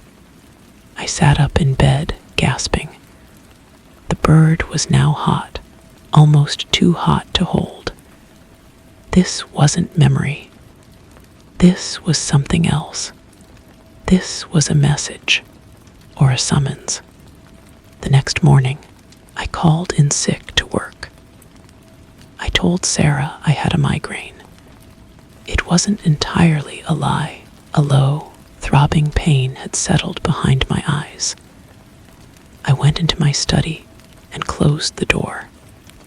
I laid the bird on my desk. In the daylight, it looked inert again, just an old piece of wood. But the feeling of connection remained, a taut wire running from my mind to some distant, unknown point. I spent the day on the computer, a useless endeavor. I didn't have a last name for Georgia or Carrie. Sycamore Lane was too common a street name. My childhood town was small, but the world was large. The search felt hopeless. Yet, the conviction grew. The bird was a key, and it had been sent to me for a reason. That evening, under the pretense of going for a drive to clear my head, I got in the car. I had no destination. I simply held the bird in my hand and started driving. I let my turns be guided by instinct, a subtle pull, like a compass needle finding north. I left the suburbs and found myself on a rural route, the streetlights giving way to the deep darkness of the countryside. The images from my dream returned to me, the highway, the field. After an hour, I saw it. A flickering neon sign, vacancy. The A and the Y were dark. VAC NCY. Next to it was a rundown motel, the kind with doors that opened directly onto the parking lot. And beyond it, across a vast expanse of dry, moonlit grass stood the low, dark building from my vision. It was exactly as I had seen it. My hands were shaking on the steering wheel. I had found the place. I had no plan, no idea what I would do or say. I was just a man pulled by a string tied to his childhood. I parked the car on the gravel shoulder of the road, the headlights off. I sat there for a long time, watching the distant building. No lights were on. It looked abandoned. Then I saw a flicker of movement. A figure emerged from the shadows near the motel and began walking across the field toward the institution. It was a woman, tall and thin, wearing a long, dark coat. Even from this distance, I recognized the sharp, narrow silhouette. Georgia. She walked with a purposeful stride, a bag slung over her shoulder. And then, as if feeling my gaze, she stopped. She turned slowly and looked directly at my car, though I was shrouded in darkness. She couldn't possibly see me, but she knew. She raised a hand, not in a wave, but in a gesture that was unmistakable. A beckoning. The carved bird in my hand was burning now, a searing heat that felt like a brand. I knew then that the fence was gone for good. There was no going back to the quiet cul-de-sac, to the performance of normalcy. The past had not been waiting for me to remember it. It had been waiting for me to return. I opened the car door and stepped out into the cool night air. The grass whispered against my shoes as I began to walk toward her. The dry grass crunched under my feet, a sound that seemed deafening in the immense silence of the night. Each step forward felt like a mile, the distance between Georgia and me, both shrinking and expanding in a strange, elastic way. She didn't move, her arms still raised in that silent summons. The bag at her side looked heavy, its shape indistinct. As I drew closer, details emerged that my memory had softened or erased. The lines on her face were deeper, carved by time into a permanent mask of severity. Her hair, once a dull brown, was now a stark, unnatural silver, pulled back so tightly it stretched the skin around her eyes. But the eyes themselves were unchanged. They were the same flat, assessing eyes that had watched us from the kitchen window, that had measured our worth and found us useful. She lowered her hand as I stopped a few feet from her. The air around her was cold, a pocket of winter in the warm night. "You kept it," she said. Her voice was the same dry rustle, untouched by the decades. It was as if she had been preserved in the darkness of that beige house, immune to decay. I opened my hand. The little wooden bird sat on my palm, glowing with that faint, internal heat. "You sent it. A reminder to you, to me." Her gaze shifted from the bird to my face. "You were always the curious one, Ellis. The one who had to look. The others, they forgot. They built their little lives on top of the dirt. But not you. Where is she?" The question came out as a croak. George's lips stretched into that ghastly smile. "Carrie is safe. She is learning. The world is still a cruel place, and the lessons must continue." She gestured with her head toward the dark building behind her. "She's here. She has been here for a long time. It's a special place for special girls. A cold dread, deeper than any I had felt as a child, washed over me. "What have you done to her?" "I have protected her," Georgia said, her voice gaining a fervent, zealous edge. "I have purified her. The world wants to spoil them, to make them loud and dirty and willful. I save them from that. I make them quiet. I make them good." She took a step closer, and the smell from her coat was the same as the house lemony cleaner and that underlying sweetness of rot. "You helped me once. You understood the necessity." "I was a child," I whispered, the defense sounding weak and pathetic. "There are no children," she replied. "There are only souls in need of guidance. And you, Ellis, your guidance is not yet complete." She hefted the bag she was carrying. "She needs new medicine, stronger medicine. The whispers are no longer enough. She's begun to remember." I stared at her at the bag, and I knew with a certainty that turned my bones to ice what was inside. Not licorice or rocks. Tools. Instruments of a different kind of correction. "You can walk away," she said, her eyes boring into mine. "Go back to your car. Go back to your wife, your daughter. What's her name?" "Chloe." The sound of my daughter's name on her lips was a violation. A threat.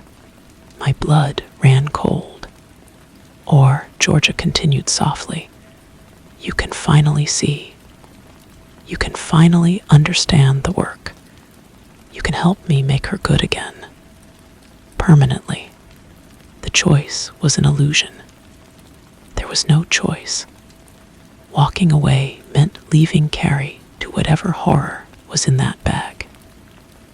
It meant knowing that Georgia was out here in the world, a poison that could find its way to my own doorstep. But going forward meant stepping back into the darkness, becoming a part of it again, not as a frightened child, but as a consenting adult. I looked down at the bird in my hand. Its warmth seemed to pulse in time with my heartbeat. It was no longer a relic of guilt. It was a tether to the girl in the faded dress, to the spark I had seen in her eye just before it was extinguished. That spark might still be there, buried under years of torment. I closed my fingers around the bird. I looked past Georgia, at the monolithic building silhouetted against the starry sky. It was just a building, wood and brick and glass. The real prison was the woman standing in front of me, and I had helped her build it. I took a step, not back toward the car, but forward toward her, toward the institution. Georgia S.'s smile widened, a crack in a desert floor. "Good," she whispered. "The lesson continues." I followed her across the remainder of the field, the dry grass whispering secrets to the night. The door to the dark building was unlocked. She pushed it open, and a wave of cold, stale air washed over me. The darkness inside was absolute. I hesitated on the threshold, the warmth of the wooden bird the only thing I could feel. Then I took a breath, and I crossed inside. The door clicked shut behind us, sealing out the night.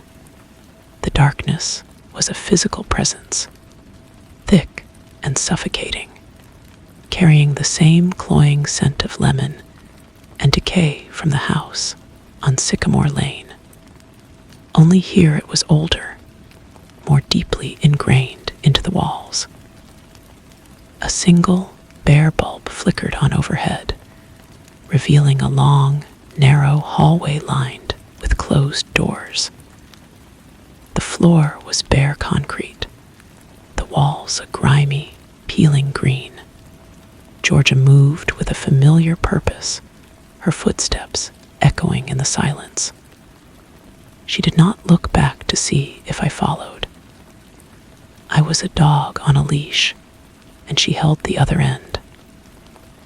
My hand was clenched so tightly around the wooden bird that its shape was pressed into my palm. She stopped at the last door on the left.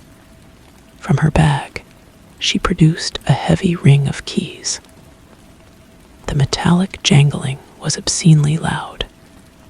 She selected one and unlocked the door, pushing it open. The room beyond was pitch black. "Wait here," she commanded, and she disappeared inside. I stood in the hallway, my heart a frantic drum against my ribs. I heard a soft click, and a dim light bloomed from within the room. I could see a sliver of a metal-framed bed, a bare mattress. Then I heard a sound that stopped my breath, a low, rhythmic humming. It was the same tuneless hum from my childhood, the one we had mimicked and mocked. But now it was frail, thin, the sound of a mechanism winding down. Georgia S.'s voice cut through the hum, sharp and clear. "Carrie, look who S come to visit. An old friend." The humming stopped. There was a rustle of movement, a faint creak of springs. I had to see. I edged forward, peering around the doorframe. The room was small and barren. Carrie sat on the edge of the bed, wearing a simple gray shift. She was a woman now, but her posture was that of the girl on the floral sofa, spine straight, hands folded in her lap. Her hair was longer, lank, and dull. Her face was pale and gaunt, but her eyes were the same winter sky eyes, fixed on a point on the far wall. They did not turn toward me, but on the nightstand, next to a plastic cup of water, sat a small, neat row of objects. A smooth, gray stone, a piece of twisted, rusted metal, and a second carved bird, identical to the one burning in my hand. Georgia saw me looking. "She collects things," she said, her voice dripping with that possessive pride. "Little treasures, reminders of her lessons." She placed her bag on the foot of the bed and began to unzip it. But some lessons need reinforcement. I looked at Carrie, at the profound stillness that encased her. I looked at the second bird, a twin to my own, and I understood. The first bird had not been a message from Carrie. It had been a message from Georgia. A test. A way to see if the curious boy was still inside the man, if he could still be led, still be used. Georgia pulled a long, narrow case from her bag. It was not a Dr. S. bag. It was made of worn leather, and it looked ancient. She opened the clasp. Inside, nestled in faded velvet, were instruments I could not fully comprehend. Wires, probes, a device that looked like a small, brutal crown. "The world tries to get in," Georgia murmured, more to herself than to me. "Noise and filth and ideas. We have to quiet the static. We have to clean the vessel." She selected one of the probes, its tip gleaming in the dim light. Carrie did not flinch. She did not seem to register the object at all, but a single tear, just like the one I had seen decades before, welled in the corner of her eye and traced a path through the dust on her cheek. That tear was not a memory. It was a current event. It was a signal. Georgia turned to me, holding out the probe. "Hold this." The two words hung in the cold air. This was the moment. This was the fence I had to cross. To take the probe would be to become Georgia S. Hands, to become an active participant in the erasure. To refuse would be to declare war. I looked at Carrie. For the first time, her eyes shifted from the wall. They met mine, and in that hollow emptiness, I saw it again. Not a spark, but a scream. A silent, desperate scream that had been going on for 30 years. My fingers uncurled from around the wooden bird. I didn't take the probe. Instead, I took a step into the room, placing myself between Georgia and the bed. Georgia S.'s face tightened. "Ellis," she said, her voice a warning. "Do not interrupt the lesson." The wooden bird felt alive in my hand, its warmth spreading up my arm. It was not a key to the past. It was a weapon for the present. I looked at the woman who had haunted my life, and I saw not a monster, but a sad, lonely woman guarding a terrible, empty room. "The lesson is over, Georgia," I said, and my voice, for the first time, did not shake. The silence that followed was heavier than the darkness. Georgia S.'s eyes narrowed to slits, the flatness in them replaced by a sharp, calculating fury. She did not lower the probe. "You think you can just walk in here and stop this?" she hissed. "You have no idea what you are dealing with. This is a delicate process. An imbalance could be catastrophic for her." I kept my gaze locked on hers, but my awareness was entirely on Carrie. I could feel her stillness, a listening silence. The air in the room was charged, like the moment before a lightning strike. "I'm not leaving without her," I said. It was a statement of fact, simple and final. A strange, guttural sound escaped Georgia S.'s throat, something between a laugh and a cough. "Without her. And where will you take her, Ellis? To your bright, clean house, to meet your wife and daughter. Do you think she can just slip into that world? She is a raw nerve. The world will destroy her." "Maybe," I said, taking another small step forward. The probe was now only a foot from my chest. "But it will be her choice, not yours." "It has never been about choice."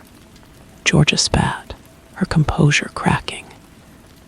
"It is about purity. It is about saving them from the contamination you represent. The curiosity, the doubt, the filth of feeling too much." Her hand trembled slightly, and the gleaming tip of the instrument wavered. In that tremor, I saw it not just conviction, but a deep, frantic fear. She was terrified of the world she kept at bay. Carrie was not just a project. She was the lone, fragile proof that her twisted philosophy worked. My movement was not a decision. It was a reflex. I slapped her hand away. The probe clattered to the concrete floor, the sound shockingly loud. Georgia stared at her empty hand, then at me, her face a mask of incredulous rage. She lunged for the leather case on the bed, but I was faster. I grabbed her wrist. Her skin was papery and cold, her bones surprisingly brittle in my grip. She struggled, a frantic, bird-like motion, her strength born of desperation, not power. "Carrie," I said, not shouting, but pitching my voice to cut through the struggle. "Carrie, look at me." From the corner of my eye, I saw her head turn slowly. Her winter sky eyes were wide, fixed on the two of us, grappling by the foot of her bed. "This is the last lesson," I said, my voice tight as I wrestled Georgia-esque grasping hand away from the case. "The lesson is that you can say no. You can walk away." Georgia wrenched herself free with a sudden, surprising force. She didn't go for the case again. Instead, she backed toward the door, her chest heaving. Her silver hair had come loose from its tight bun, framing her face in wild strands. "You have no idea what you've done," she whispered, her voice trembling with venom. "You've killed her. The shock of the world will kill her. And it will be your fault." Then she was gone. Her footsteps echoed down the hallway, followed by the slam of the heavy exterior door. The silence she left behind was even more profound than before. I stood there, breathing heavily, my heart pounding. I turned slowly to face Carrie.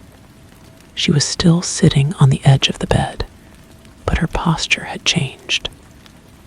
The rigid straightness was gone. She was slumped slightly, as if a string had been cut. Her eyes were no longer vacant. They were filled with a bottomless, weary terror. She was looking at me, truly seeing me. I took a step toward her, my hands open, empty. "It's Ellis," I said softly. From next door. A long moment passed.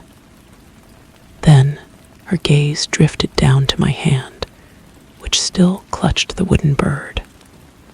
Her own hand, lying in her lap, twitched.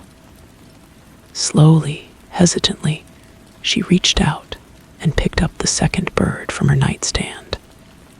She held it up, a silent question in her eyes. I opened my palm, showing her its twin. The two carved birds, separated for decades, were now only a few feet apart. A single, shuddering breath escaped her. It was the first real sound I had heard her make. It was not a hum. It was the sound of a soul remembering how to breathe. "I'm getting you out of here," I said. She didn't nod. She didn't speak. But she uncurled her fingers from around her bird and slowly, deliberately, placed it in her lap. Then she looked toward the open door. It was enough. I moved to the doorway and peered down the empty hall. It was silent, but the slam of the door felt like a starting pistol. Georgia was out there, but she wasn't gone. She was regrouping. We had to move. I turned back to Carrie. "Can you walk?" She pushed herself up from the bed, her movements stiff and unsteady, as if she had forgotten the use of her own limbs. She took a tentative step, then another, her hand brushing the wall for support. She was fragile, a ghost of a person, but she was moving. Her eyes were fixed on the hallway, wide with a fear that was now present and acute, not buried under medication and ritual. I didn't touch her. I didn't know if she could bear it. I just walked beside her, a half step ahead, my own body tense, listening for any sound. We reached the heavy exterior door. I pushed it open, the cool night air a shocking relief from the stifling atmosphere inside. The field stretched before us, vast and dark. My car was a distant silhouette. There were no signs of Georgia. "Stay close to me," I whispered. We started across the field. Carrie moved slowly, each step a struggle through the tall, dry grass. The silence was broken only by our footsteps and the ragged sound of her breathing. I kept looking back, expecting to see Georgia's tall figure emerging from the shadows of the building or the motel. But there was nothing. We were halfway to the car when the headlights flared to life. Not my car.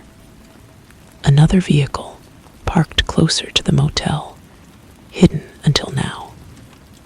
The high beams pinned us, two rabbits frozen in the glare. I threw an arm in front of Carrie, shielding my eyes. The engine roared to life. The car began to move, not toward the road, but directly across the field, aiming for us. It was a dark sedan, a hulking shape behind the blinding lights. It picked up speed, bouncing over the rough ground. "Run," I grabbed Carrie's arm. The contact was electric. She flinched, but didn't pull away. We stumbled forward, our flight clumsy and panicked. The car was faster, closing the distance with a terrifying purpose. The roar of its engine filled the world. I knew we wouldn't make it to my car. I veered left, pulling Carrie toward the only cover. I could see a cluster of scrub trees and a shallow drainage ditch at the edge of the property. The car swerved to intercept us. Gravel and dirt spat from its tires. We reached the ditch and half fell, half slid into its dry, weedy bottom. A second later, the sedan thundered past, its wheels missing the edge of the ditch by inches. It screeched to a halt, and the driver's door flew open. Georgia stood up, silhouetted against her own headlights.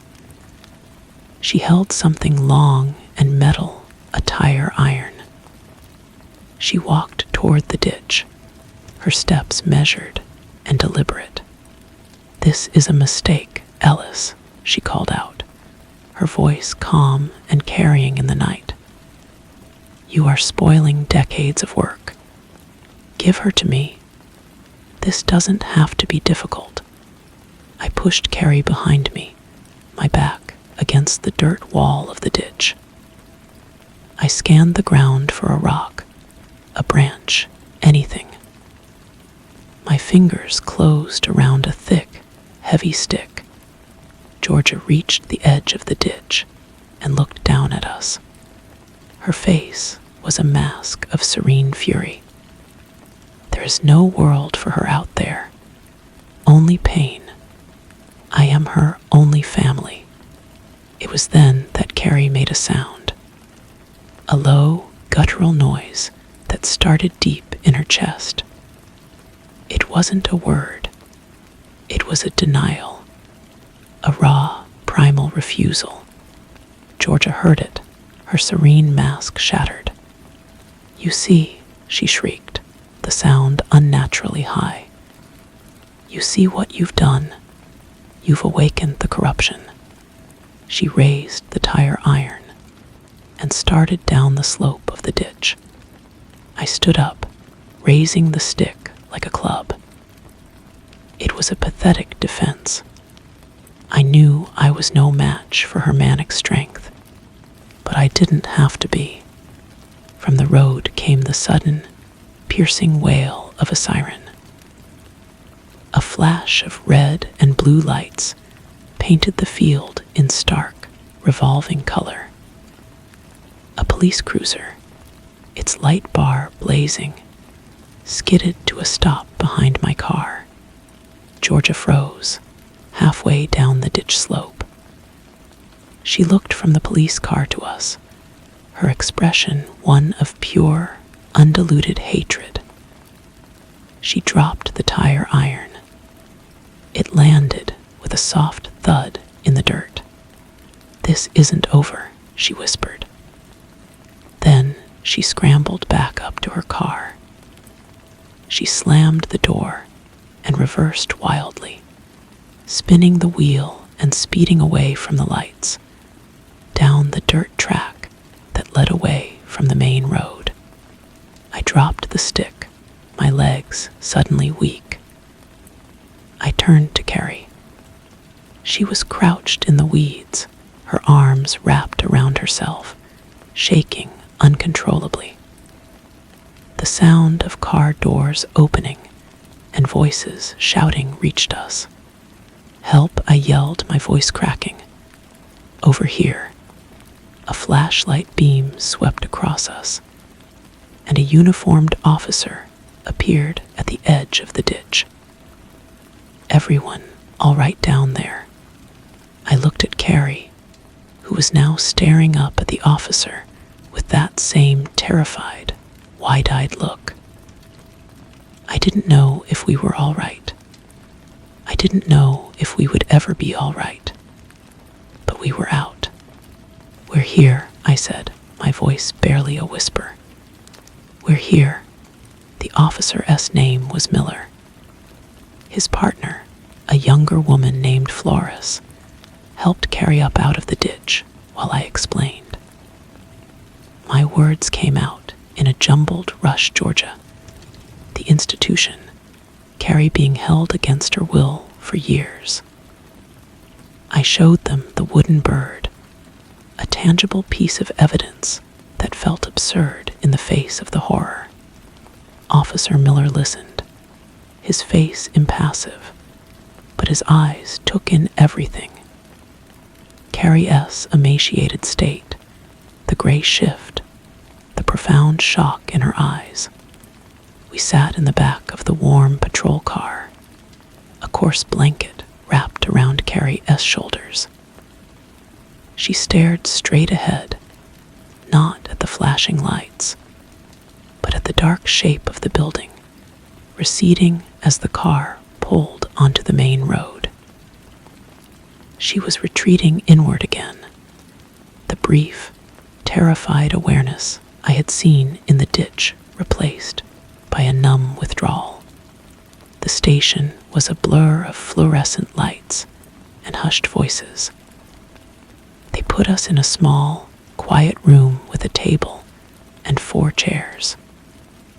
A female detective brought Carrie a cup of tea. Carrie didn't touch it. She held her hands in her lap, one still curled loosely around her carved bird. I told my story again from the beginning. The house on Sycamore Lane, the humming, the bird on my doorstep, the motel, the room, the probe, the chase. The detective, a calm man with tired eyes, took meticulous notes. When I mentioned the leather case and its contents, he looked up, his pen pausing. "We sent a unit to the location," he said. "The building was empty. The door was unlocked. The room you described it as bare. No bed, no nightstand, just an empty room." A cold dread washed over me. She cleared it out. She had time after she fled. Or, the detective said gently, "The elements you described, the instruments, are difficult to corroborate without evidence." I understood then.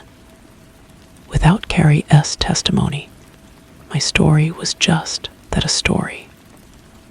A bizarre tale told by a man who had been found in a ditch with a traumatized woman who couldn't speak. They brought in a doctor, a woman with a kind, weary face. She examined Carrie in another room. When they returned, the doctor spoke to the detective in a low voice. I caught the words, severe psychological trauma, catatonic features, and nonverbal. The detective came back to me. Mr. Ellis, we've contacted county social services. They arranging a temporary placement for Carrie, a facility where she can be evaluated and receive care. A facility. The word felt like a betrayal. You can put her in another institution. That's what I just got her out of. It's not an institution. It's a hospital. She needs medical attention, sir. You can see that. I looked at Carrie. She was shrinking into the blanket, her eyes closed now. She was exhausted, broken. The detective was right. She needed help I couldn't provide. But the thought of leaving her in another system, another building with locked doors, made me feel sick. Is there any family? The detective asked. No, I said, the answer feeling utterly final. There's no one. Just then, Carrie's eyes opened. They weren't vacant. They were focused on me. Slowly, deliberately, she uncurled the fingers of her right hand, revealing her wooden bird. Then she pointed its beak directly at me. The detective saw it. The doctor saw it. It was a gesture, a communication. I am her family, I said, my voice firm. I am not leaving her. The process took hours. There were forms, questions, calls to my wife, Sarah. I explained everything to her in a hushed, frantic phone call in the hallway. There was a long silence on the other end, followed by a single, steady sentence. Bring her home, Ellis. It was dawn when we finally left the station. The social worker, a pragmatic woman named Brenda, had fast-tracked an emergency foster placement with me. It was temporary, precarious, but it was a start. We walked out into the pale morning light. Carrie and I held the door of my car open for her. She hesitated, looking at the vehicle as if it were a spaceship. Then, with a trembling hand, she reached out and touched the door frame before sliding silently into the passenger seat. I drove away from the station, from the town, heading home. Carrie stared out the window at the waking world. The sun was rising, painting the sky in shades of orange and pink. We passed a school bus, children waving from the windows. We passed a man jogging with his dog. Ordinary life. A flicker of movement caught my eye. Carrie had raised her hand. She was tracing the shape of a tree on the window glass with her fingertip. Then she looked down at the wooden bird in her other hand. She didn't hum. She didn't speak. But she was here. She was present. The vessel was no longer clean. It was cracked and fragile, and filled with a terrible, beautiful noise. And for the first time in 30 years, it was her own. The tires hummed on the asphalt, a steady sound that seemed to fill the silence between us. I kept my eyes on the road, but my attention was fixed on the woman beside me. Every flinch at a passing truck, every sharp intake of breath at a sudden noise, was a fresh wound in my heart. The world was an assault on her senses, a cacophony after a lifetime of enforced quiet. I thought of Sarah and Lily. What would they see when we walked through the door? Would they see a victim to be pitied or a ghost to be feared? I had brought a storm into our quiet home, and I prayed the foundation was strong enough to hold. We turned onto Sycamore Lane. The familiar houses, with their trimmed lawns and cheerful mailboxes, looked alien to me now. My own home, with its bright blue door, seemed to stand in stark, almost accusatory, contrast to the gray concrete building we had left behind. I pulled into the driveway and turned off the engine. The sudden silence was heavy. Carrie's hand tightened around the wooden bird. She was staring at the house, her body rigid. "It's okay," I said, my voice soft. "This is a safe place." The front door opened before I could get out. Sarah stood there, her arms crossed against the morning chill. Her face was pale, her expression a complex map of worry, resolve, and a deep, abiding love that made my throat tighten. She didn't smile. She just looked at Carrie, then at me, and gave a small, slow nod. I walked around and opened Carrie's door. She didn't move. Her gaze was fixed on Sarah. "This is my wife, Sarah," I said. "She's been waiting for us." Sarah took a step forward, then stopped, maintaining a careful distance. "Hello, Carrie," she said, her voice even and calm. "Welcome." Something in Sarah's tone, its lack of pressure, its simple acknowledgement, seemed to register. Carrie's grip on the bird loosened a fraction.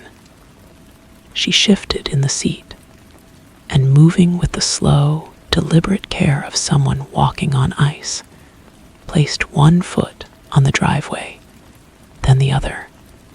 We walked toward the house, a strange, slow procession. As we reached the door, Lily appeared behind Sarah, peering out with wide, curious eyes.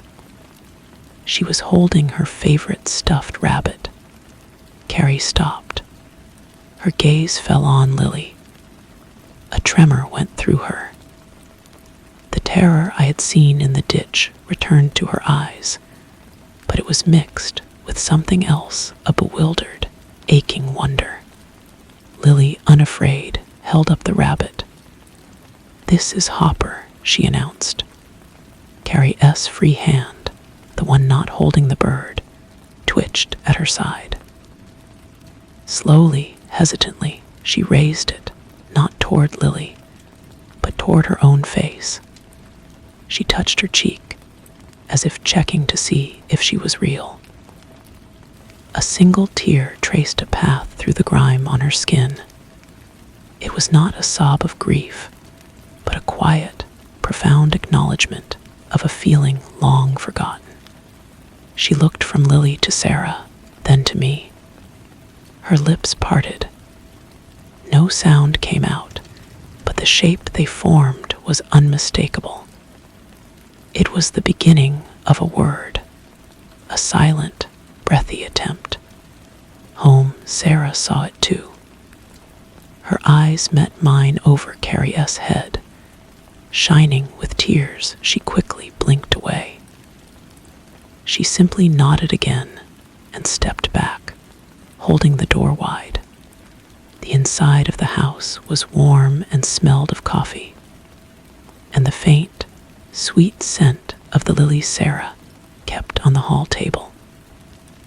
Carrie stood just over the threshold, her shoulders hunched as if expecting a blow. She was absorbing it, all the soft rug under her bare feet, the photographs on the wall, the gentle tick of the grandfather clock. Each ordinary detail seemed to strike her with the force of a revelation. Lily, emboldened by curiosity, tugged on Sarah's leg. Is she the humming lady? The question hung in the air. Carrie flinched, her eyes darting toward the sound of Lily's voice with fresh alarm. No, sweetie, Sarah said softly, smoothing Lily's hair. This is Carrie. She's come to stay with us for a little while. She looked at me, a silent question about what to do next. Let us go into the living room, I suggested, my voice low. We can all sit down. Carrie followed me, her movements still slow and cautious, like a wild animal venturing into a clearing. She chose the armchair in the corner, tucking herself into it, making herself small. She placed the wooden bird on the armrest, within easy reach. Sarah brought a glass of water and set it on a small table beside her. Carrie stared at it, but didn't touch it. Lily, clutching Hopper, sat on the floor a few feet away, watching with an unnerving, childlike intensity. The morning wore on. Sarah made toast, but Carrie only looked at the plate when it was offered. The doctor had said not to force anything, that her body would need time to remember its own rhythms. The silence in the room was thick, punctuated only by Lily's occasional chatter and the normal sounds of the house. Every time the furnace kicked on, Carrie would startle, her hand flying to her chest. I was exhausted, the adrenaline of the night having long since drained away, leaving a hollow, shaky feeling. But I couldn't rest. I watched Carrie watching us, trying to decipher the thoughts behind her terrified eyes. She was studying our family the way an anthropologist might study an alien culture, observing the rituals of a mother handing a cup of juice to her child, the easy way Sarah and I exchanged a glance. It was during one of these moments, as Sarah was helping Lily with a puzzle, that Carrie's gaze fell upon their intertwined hands. She looked down at her own hands, lying limp in her lap. Then, with a painstaking slowness, she curled her fingers inward toward her palm and then stretched them out again. A deliberate, conscious movement. She was testing them, reclaiming them.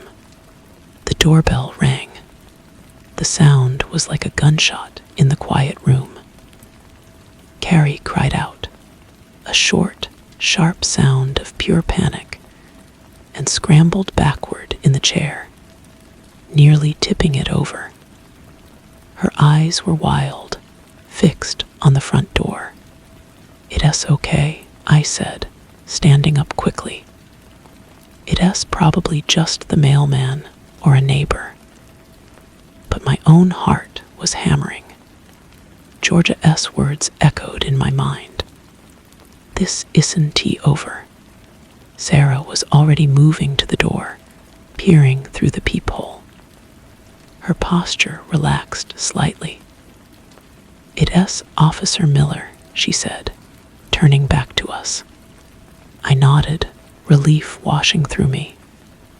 "It's all right, Carrie. It's the policeman from last night.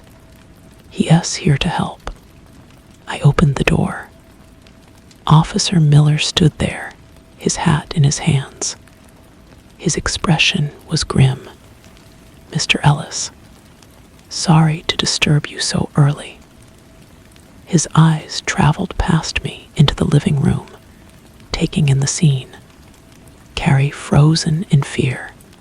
Sarah standing protectively near Lily. "What is it?" I asked, stepping outside and pulling the door mostly closed behind me. "We found Georgia S. car," he said, keeping his voice low. "Abandoned in a supermarket parking lot on the other side of the county. No sign of her. We put out a bolo, but she S in the wind." The news settled like a stone in my gut.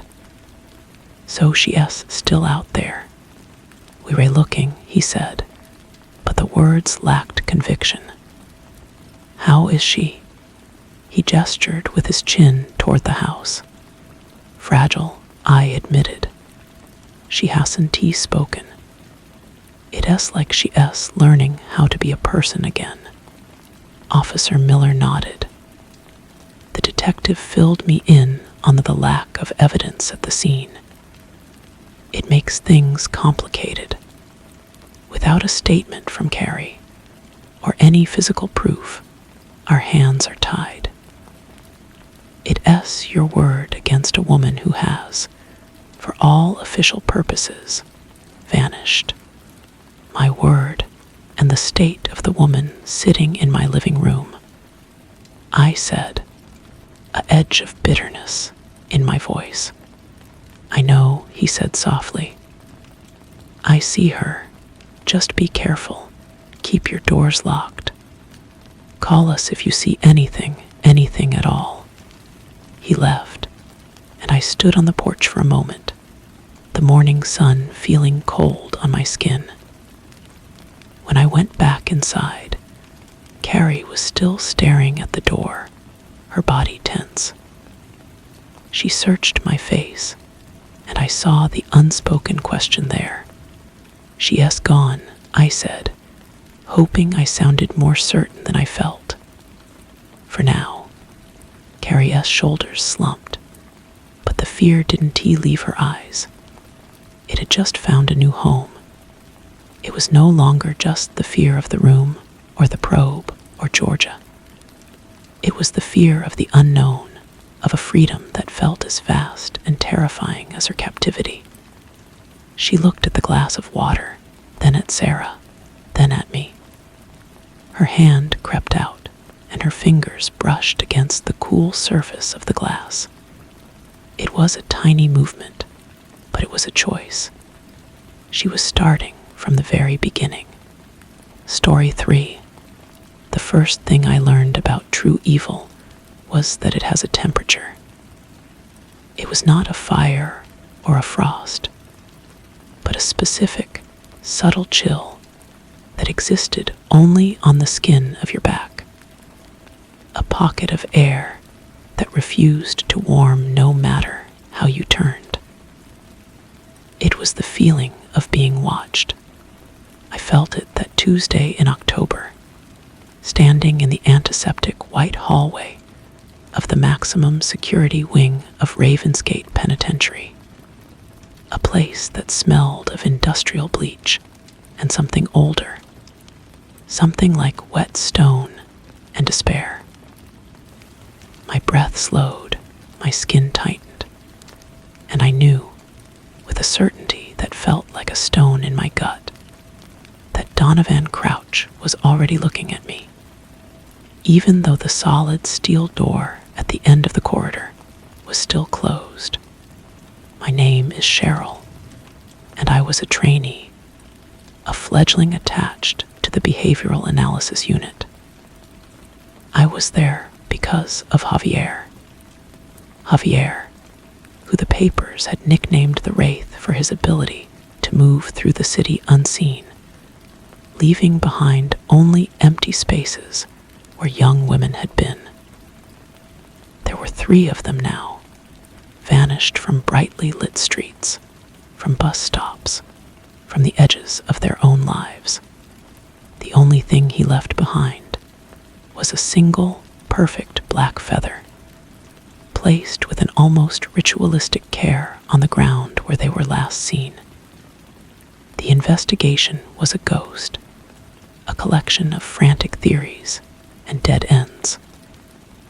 My mentor, Joshua, a man whose face was a roadmap of old cases and tired compassion, had run out of official avenues. It was his desperation, not my ambition, that led us to Ravensgate. Donovan Crouch, the man behind the door, had been a predator of a different, more brutal sort. A man who had torn families apart with a kind of frenzied artistry a decade before Javier ever began his quiet harvest. But Joshua believed that monsters recognize the architecture of each other's minds. The guard, a mountain of a man with bored eyes, keyed a code into a panel. The lock disengaged with a heavy thunk that echoed in the hollow space.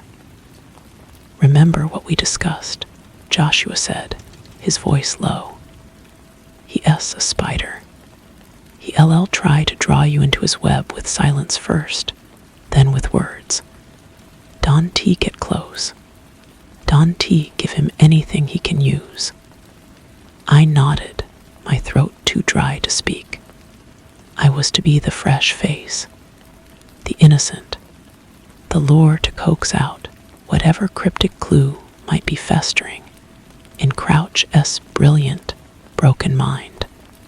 The room was smaller than I expected. A concrete cube painted a sickly, calming green that failed utterly in its purpose. A single metal table was bolted to the floor, and on the other side, bolted just as fast, was Donovan Crouch. He was not what I had pictured.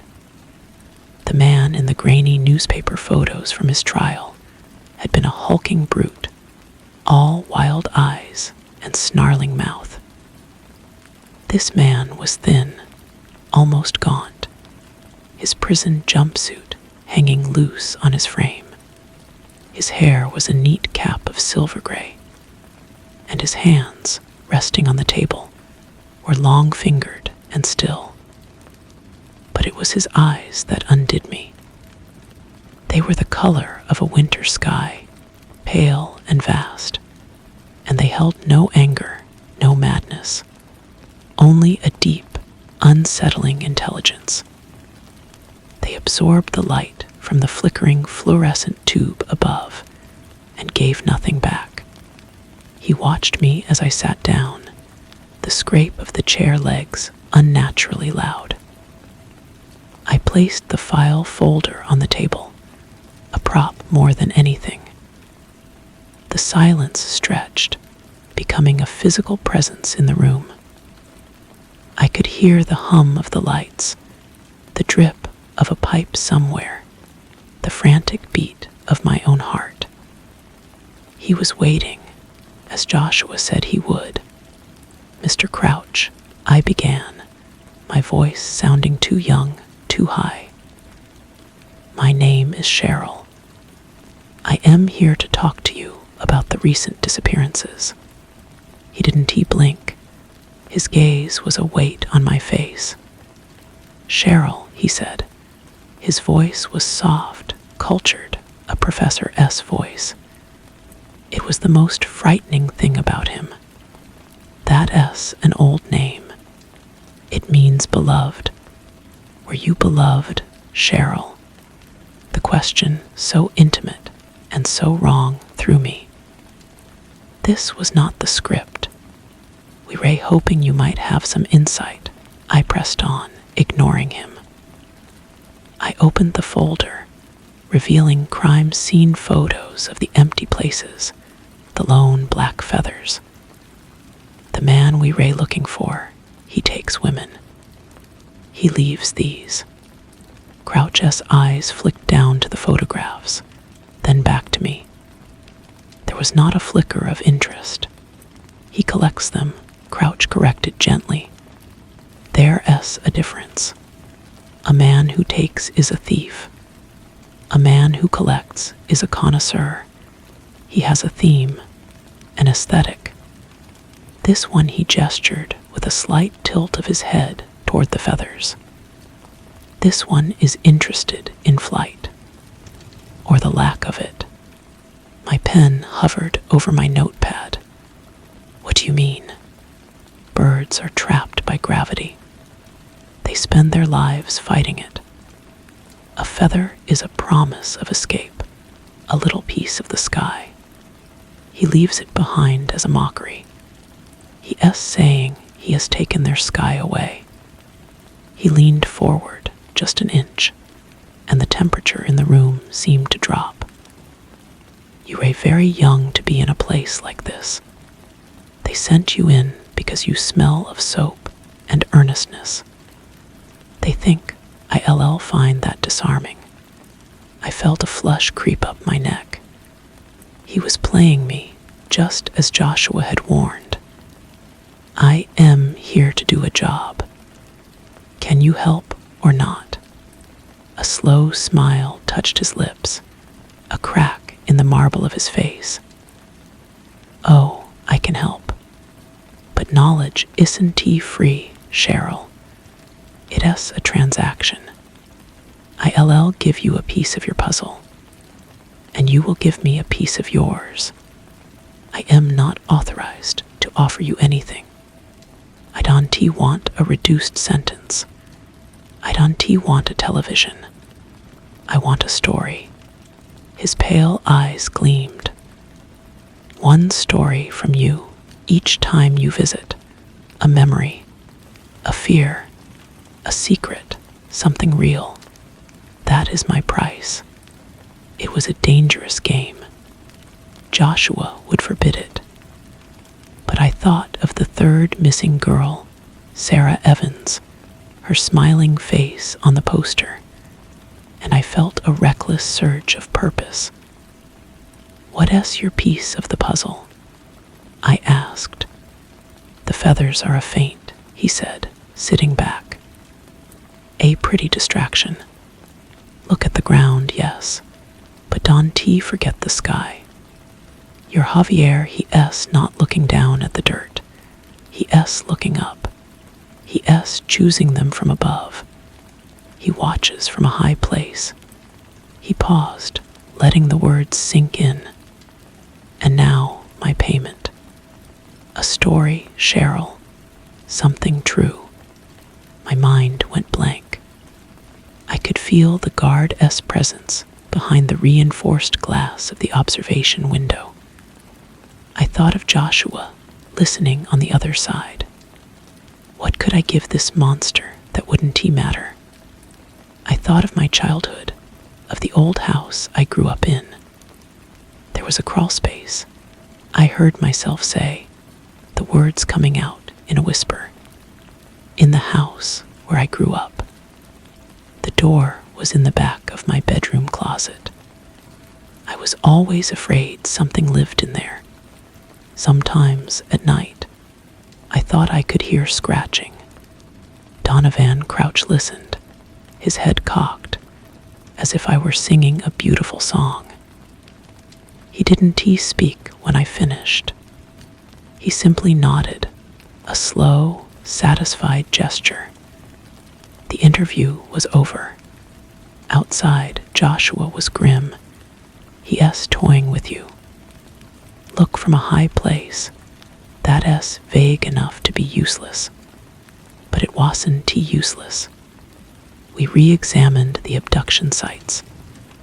Each one was overlooked by a tall structure, a disused water tower, a multi-story parking garage, an office building with a rooftop access ladder. Javier was a surveyor, a bird of prey selecting his targets from a vantage point. It was a breakthrough, a shift in the profile. It was also the first hook Donovan Crouch had set in me. The visits became a terrible ritual. Each time, I brought the grim details of the investigation, and each time, Crouch would dissect them with a surgeon-esque calm. He spoke of Javier's methodology, not with disgust, but with a kind of professional appreciation. He is patient, Crouch mused during my second visit. He understands the rhythm of cities, the way people move in their little currents. He doesn't hunt. He fishes. He finds a quiet eddy and waits for the right one to drift by. He saw the horror not as a crime, but as a process, and each time I paid his price. I told him about the time I got lost in a department store as a child, the paralyzing fear as the faces of strangers became monstrous. I told him about my first heartbreak, the raw, childish agony of it. With every story, I felt a part of myself being peeled away, a layer of privacy sacrificed on the altar of the investigation. He was a collector, just as he said Javier was, but his collection was made of fears and vulnerabilities. He stored them in those pale eyes of his, and I began to feel that he knew me better than anyone else in the world. The city's fear was a living thing, a fog that thickened with each passing day. Then a fourth woman disappeared. Her name was Lily, and she worked as a waitress. This time, Javier had been careless, or perhaps he was growing arrogant.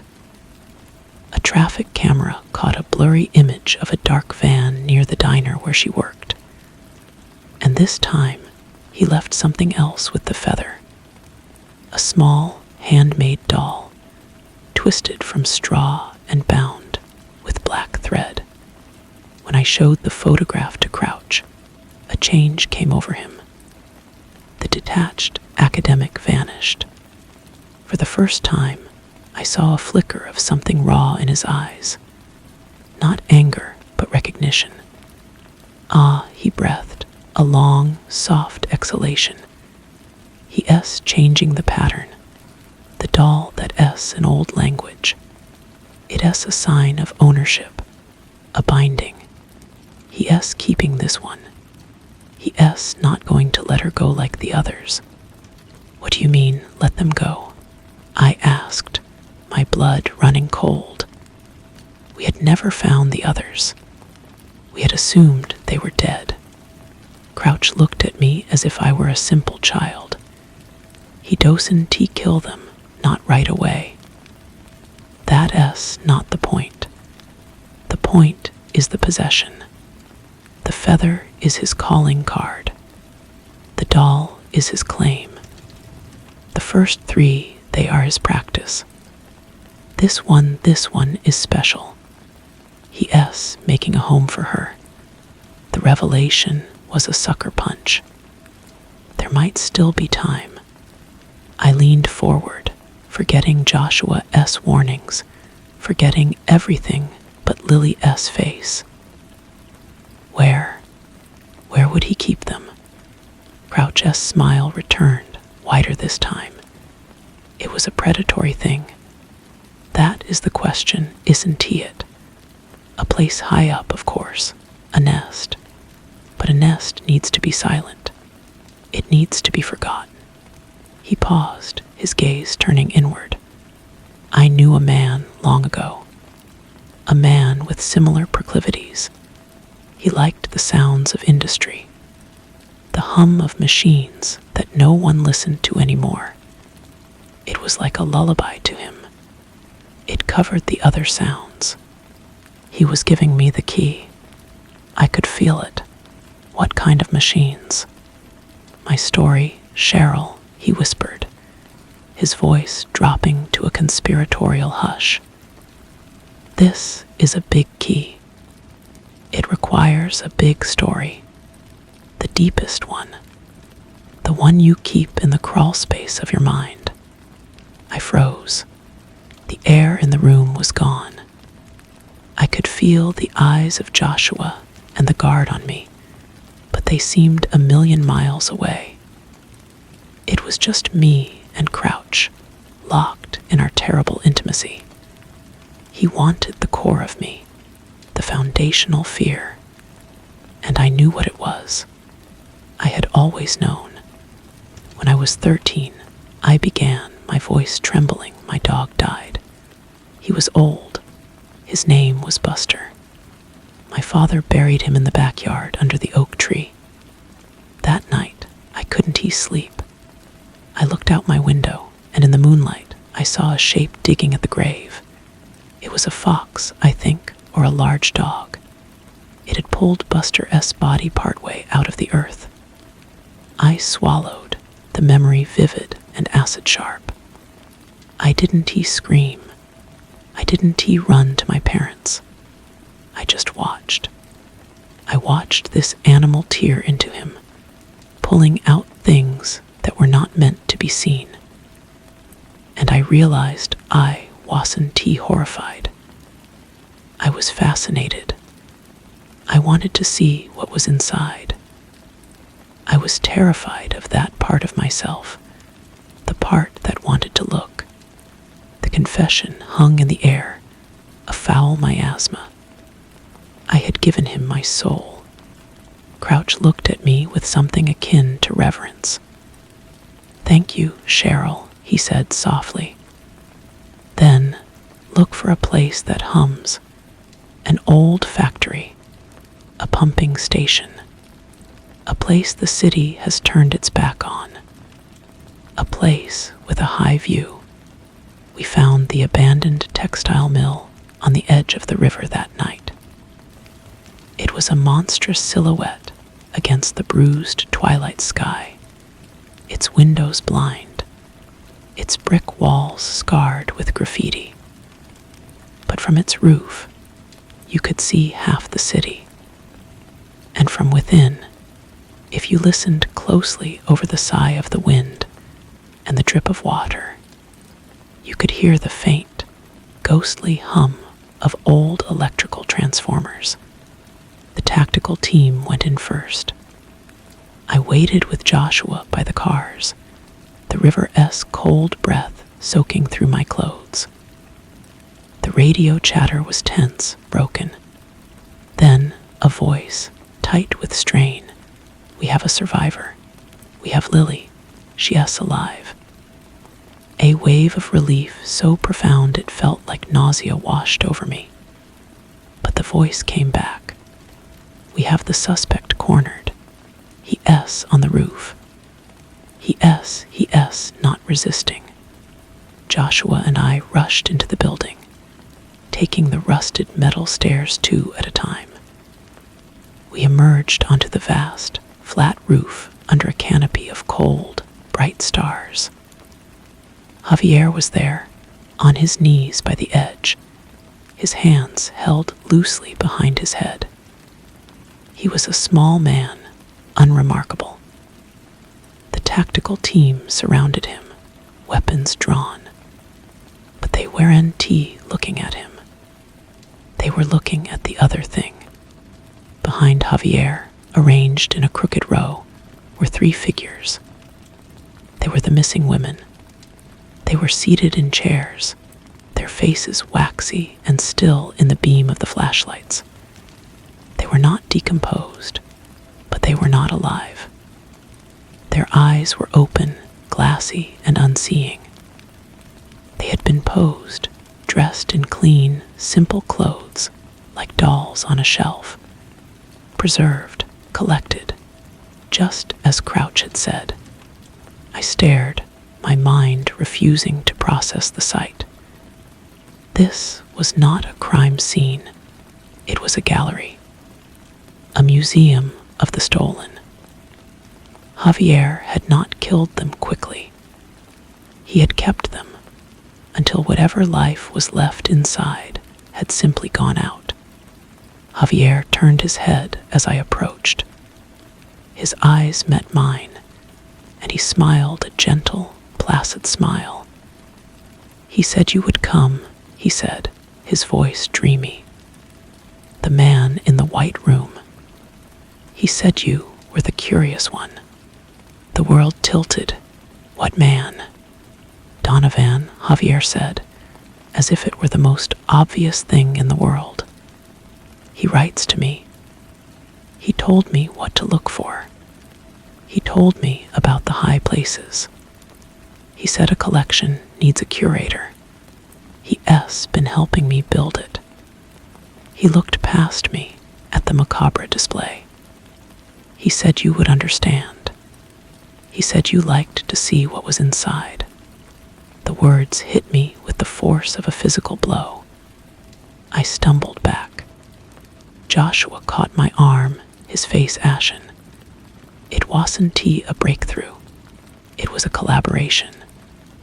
Crouch had not been helping me catch a killer. He had been using me to manage his protege, to curate his collection from within his cell. My visits, my stories, my very presence had been a part of his design. I was the messenger, the unwitting accomplice. The fascination I had felt in his presence, the intellectual thrill of the hunt. It was all a poison he had drip-fed me. He had seen the curious child watching the fox at the grave, and he had known I was perfect. I never went back to Ravensgate. The official report was sanitized. Javier was convicted. Joshua took early retirement, aged a decade in a month. I stayed with the Bureau, but the light had gone out of me. The world had become a dimmer, flatter place. Months later, a letter arrived at my apartment. There was no return address, but I knew. The paper was cheap, the handwriting elegant and precise. Dear Cheryl, I trust you are well. The world is quieter now, I imagine. Less colorful. You paid a high price for your answers, but you got them. You have your justice. I wonder, though, if you have found what you were truly looking for that day you first walked into my world. You sought a monster outside yourself, but the most interesting hunt always leads inward, does it not? You have seen the inside of things now. You have seen what I saw in you. There is a comfort, I find, in being understood. Yours, Day. I burned the letter in the sink, watching the paper curl and blacken into ash. But words are ghosts, you cannot burn them. They seep into the cracks. I feel him sometimes, that specific chill on my back, the sensation of being watched. Not by a ghost, but by an idea. The idea that the crawl space is never empty. The idea that the monster is not always at the door. Sometimes he is in the stories you tell. Sometimes he is the curiosity in your own heart. I went to the coast last week, to a place where the cliffs meet the sea. I stood on the edge as the wind tore at my clothes, and I looked down at the water, dark and endless. I thought about high places and the things that fall from them. I thought about collections, and I understood the ending that was waiting for all of us, for Javier's victims, for Crouch, for me, for everyone. It wasn't in fire or fury. It was in the slow, patient work of the world. The wind that scours the stone smooth. The water that swallows the light. The darkness that rises, inch by silent inch, to cover every presence, every memory, until there is only the quiet hum of the deep, and the stars looking down, indifferent and cold. The salt spray stung my face, a welcome pain. It was real. Below, the waves crashed against the rocks with a sound like grinding teeth. It would be so easy to take one more step, to let the wind decide. The thought was not a desire, but a cold observation, the same way I had once observed data points in a case file. This is what he did to you. He turned you into a spectator of your own life, a voice behind me, sharp with alarm, cut through the roar of the ocean. "Ma'am, step back from the edge, please." I turned. A park ranger, young, his face etched with concern, stood a few yards away, one hand outstretched as if calming a spooked animal. He saw something in my eyes, something that didn't belong on a tourist. I forced a smile, the muscles of my face unfamiliar with the motion. "Just getting a better view," I said, my voice barely carrying over the wind. He didn't look convinced, but he nodded slowly. "It's a long way down. The rocks are unforgiving." I walked back toward the gravel path, my shoes crunching in a rhythm that felt falsely normal. The ranger watched me until I was a safe distance away, then moved on, casting glances back over his shoulder. I was a note of dissonance in his peaceful landscape, a problem to be monitored. Back in my rented car, the silence was a relief. I drove without a destination, following the coastal road as it wound north. The letter was ashes, but its words were etched on the inside of my skull. The most interesting hunt always leads inward. He was wrong. It wasn't a hunt. It was a dissection. He had laid me open on that metal table in Ravensgate, and I had never been able to stitch myself closed again. I found myself stopping in a small, rain-slicked town, whose name I forgot as soon as I saw it. The motel was a row of doors under a flickering neon sign that buzzed like an angry insect. The room smelled of mildew and disinfectant. I lay on the stiff bed, staring at the water-stained ceiling, listening to the hum of the mini-fridge. It was a different kind of hum than the one in the mill, but it served the same purpose. A low, constant noise to cover the silence, to cover the other sounds. That night, I dreamed of the crawlspace. But this time, I wasn't a child listening from my bed. I was inside it. The darkness was absolute, thick and suffocating, and it smelled of damp earth and something else, something metallic. My hands, scrabbling in the blackness, touched not wood or insulation, but cloth, the rough texture of a prison jumpsuit. Then a hand, cold and dry, closed around my wrist. I didn't need to see the face. I knew the touch. I woke with a gasp, my heart hammering against my ribs. The room was dark, the neon sign outside casting a sickly red glow through the thin curtains. I fumbled for the lamp, flooding the room with a harsh, yellow light. I was alone. Of course, I was alone. But the feeling of that hand lingered, a phantom pressure on my skin. It was then I realized the truth I had been avoiding. Crouch hadn't just gotten into my head. He had anchored himself there. My memories were no longer just mine. They were rooms he occupied. My fears were tools he used. I had become a living extension of his collection, the most prized piece, the one who got away, yet never truly left. The next morning, I didn't drive back to the city. I called my supervisor and resigned, my voice flat and final over the bad connection. There were no arguments, only a weary acceptance. I think they had been waiting for the call. I kept driving north until the towns grew farther apart and the forests pressed in against the road. I rented a cabin at the end of a dirt track. A simple box of pine logs with a wood stove and a view of a frozen lake.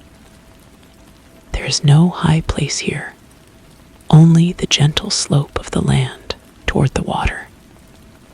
The only sounds are the wind in the pines and the crackle of the fire. I spend my days chopping wood. I focus on the ache in my muscles, the sting of the cold air in my lungs, the simple, physical truth of survival. At night, I read old books until my eyes are heavy. I am trying to learn how to be a person again, a person who is not defined by the darkness she has witnessed.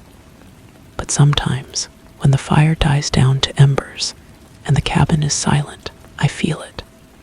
The chill, the sense of being studied.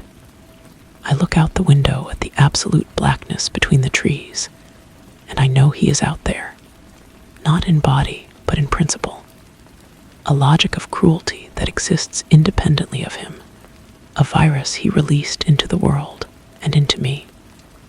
The curiosity is still there, a faint, stubborn ember. But now it is a dangerous thing.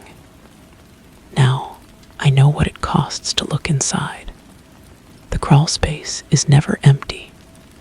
It is just waiting for the light to go out. The woodpile is high now, a neat stack of split logs against the cabin wall. It is a satisfying sight, a measure of time passed and work done. My hands are rough, my body tired in a clean way I had forgotten was possible. This is my new ritual, my new payment to the quiet. I trade physical labor for moments of peace. A week ago, a package arrived at the general store in the nearest town, 20 miles away. The store owner, a man named Walt with a kind, wrinkled face, held it for me until my monthly supply run. It was a plain brown box, no postage, no return address.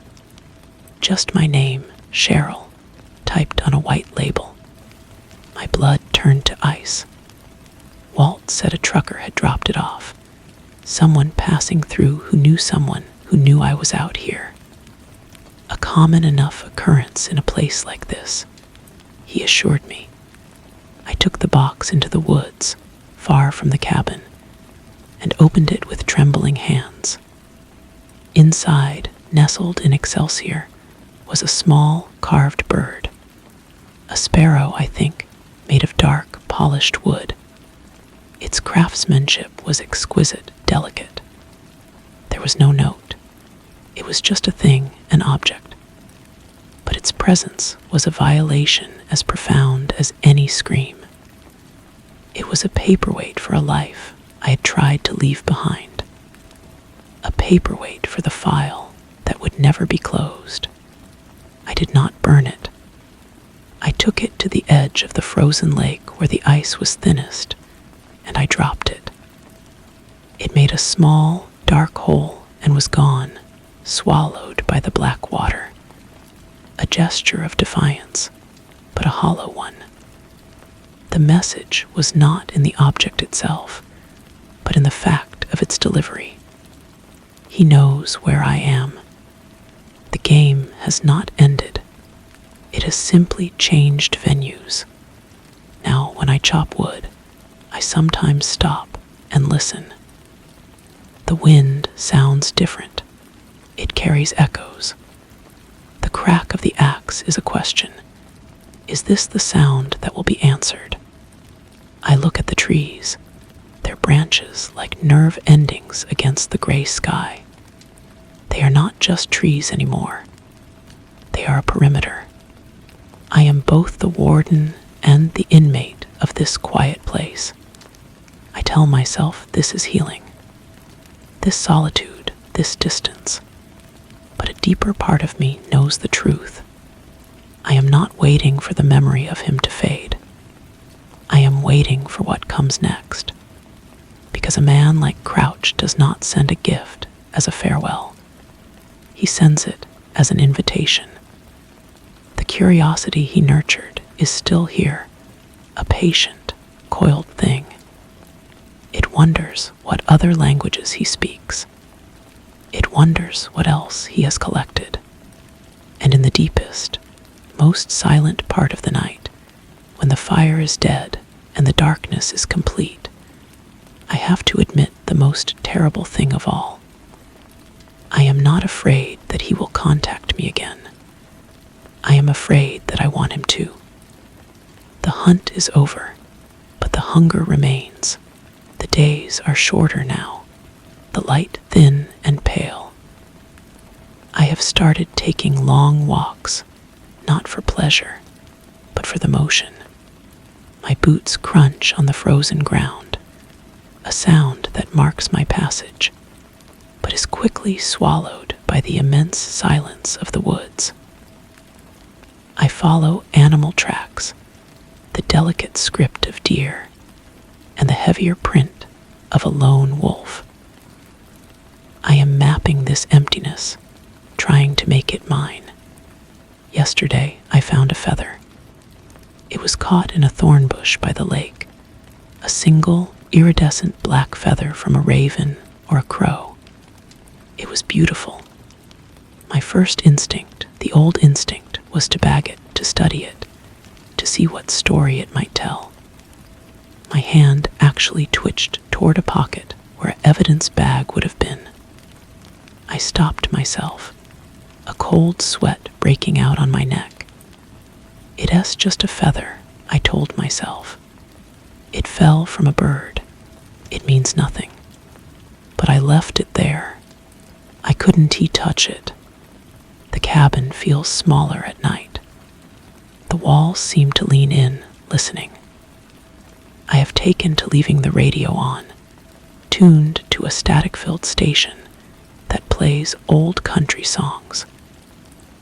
The twang of the guitars and the lonesome voices are a human sound, a barrier against the quiet.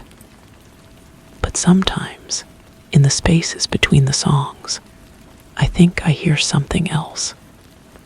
A rhythm underneath the static, like a faint, deliberate tapping. I know it's my mind playing tricks. That's what he does.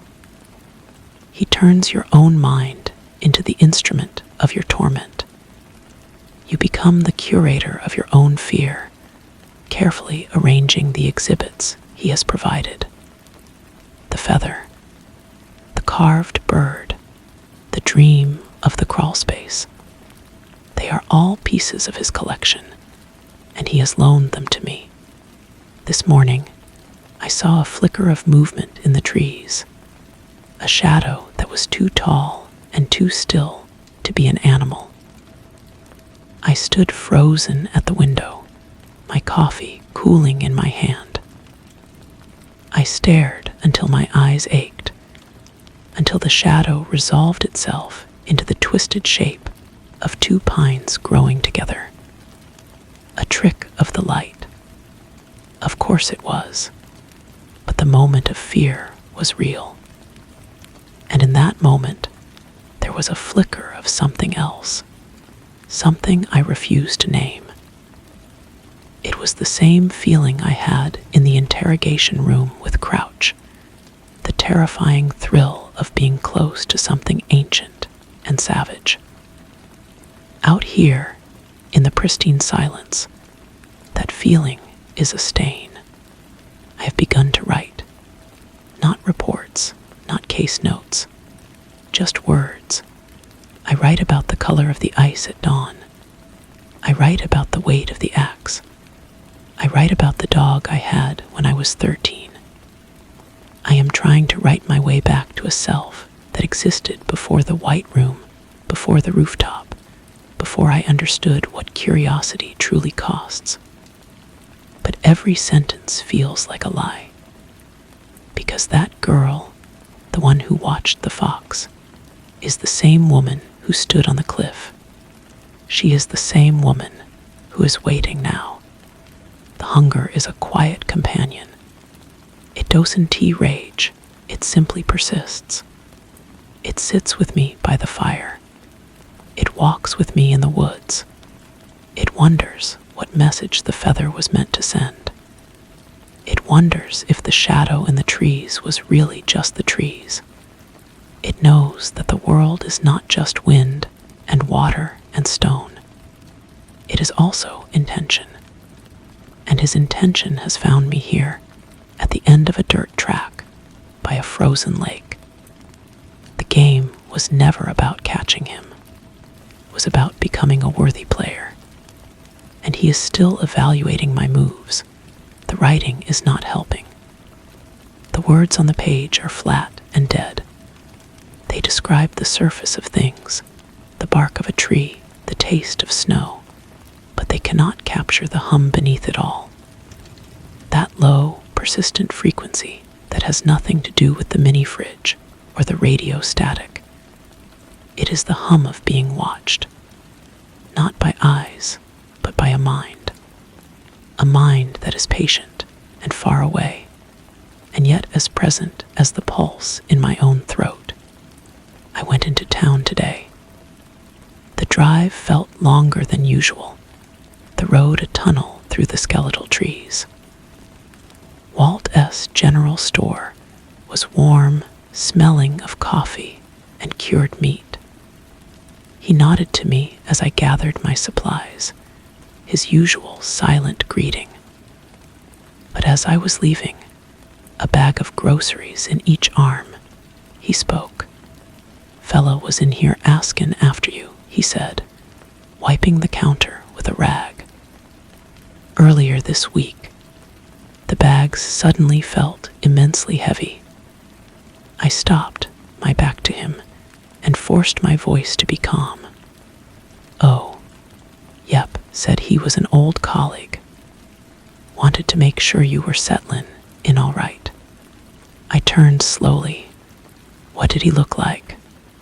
Walt shrugged, his face placid. City fella, nice coat, had a calm way about him.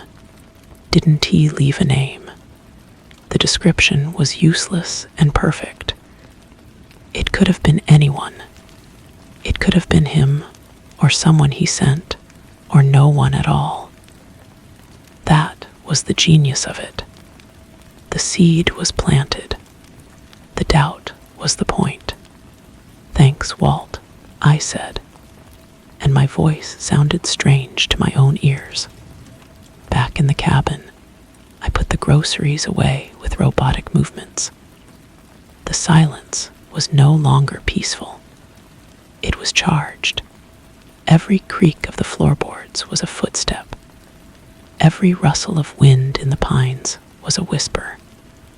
I stood in the center of the single room, turning in a slow circle. It was just 4 walls and a roof. It was not a sanctuary. It was the next white room. I had chosen my own cage, believing it was an escape. The hunger uncoiled then, not as a flicker, but as a cold, clear certainty. He was not going to let me go. This was the understanding. This was the comfort he wrote about. I was his final, ongoing project, the one who understood the rules. I walked to the small desk and took out a fresh sheet of paper. I did not write about the ice or the trees. I picked up the pen and I began to write a different story. I started with the rooftop, the feel of the gravel under my shoes, the waxy stillness of the faces in the flashlight beams, the gentle, placid smile on Javier S. lips as he spoke of the man in the white room. I am not writing to heal. I am writing to record. I am writing the story he once told, the story of how a curious girl became a vessel for a monster S ideas. This is my move in the game. I am accepting the invitation. I am curating the collection from the inside, just as he taught me. The words come easily now, no longer flat, but sharp and precise. They are the only truth I have left, hum in the silence is not a threat anymore. It is an audience. For the first time since I stood on that cliff, I feel a terrible, perfect clarity. The crawl space was never under the house. It was always right here, behind my own eyes. The pen moves, and the story takes shape. It is not a confession, not a plea. It is a testament. The words are cold and hard, like stones placed in a row. I describe the scent of antiseptic in the white room, the way Crouch S. voice never rose above a conversational tone, the precise, almost loving way he arranged his tools. I write about the victims, not as case numbers, but as echoes that faded too quickly. I write about the feather, and the carved bird, and the shadow in the trees. I include it all, because it is all part of the design. Days blur into nights. I write until my hand cramps, until the lamplight seems to burn itself into my retinas. I sleep in short, fitful bursts, and when I do, my dreams are not of the crawl space, but of a vast, silent library. The shelves stretch into infinity, and on them are not books, but objects. A child's shoe, a pair of spectacles, a wooden sparrow, and I am there, walking the aisles, adding my own volume to the collection.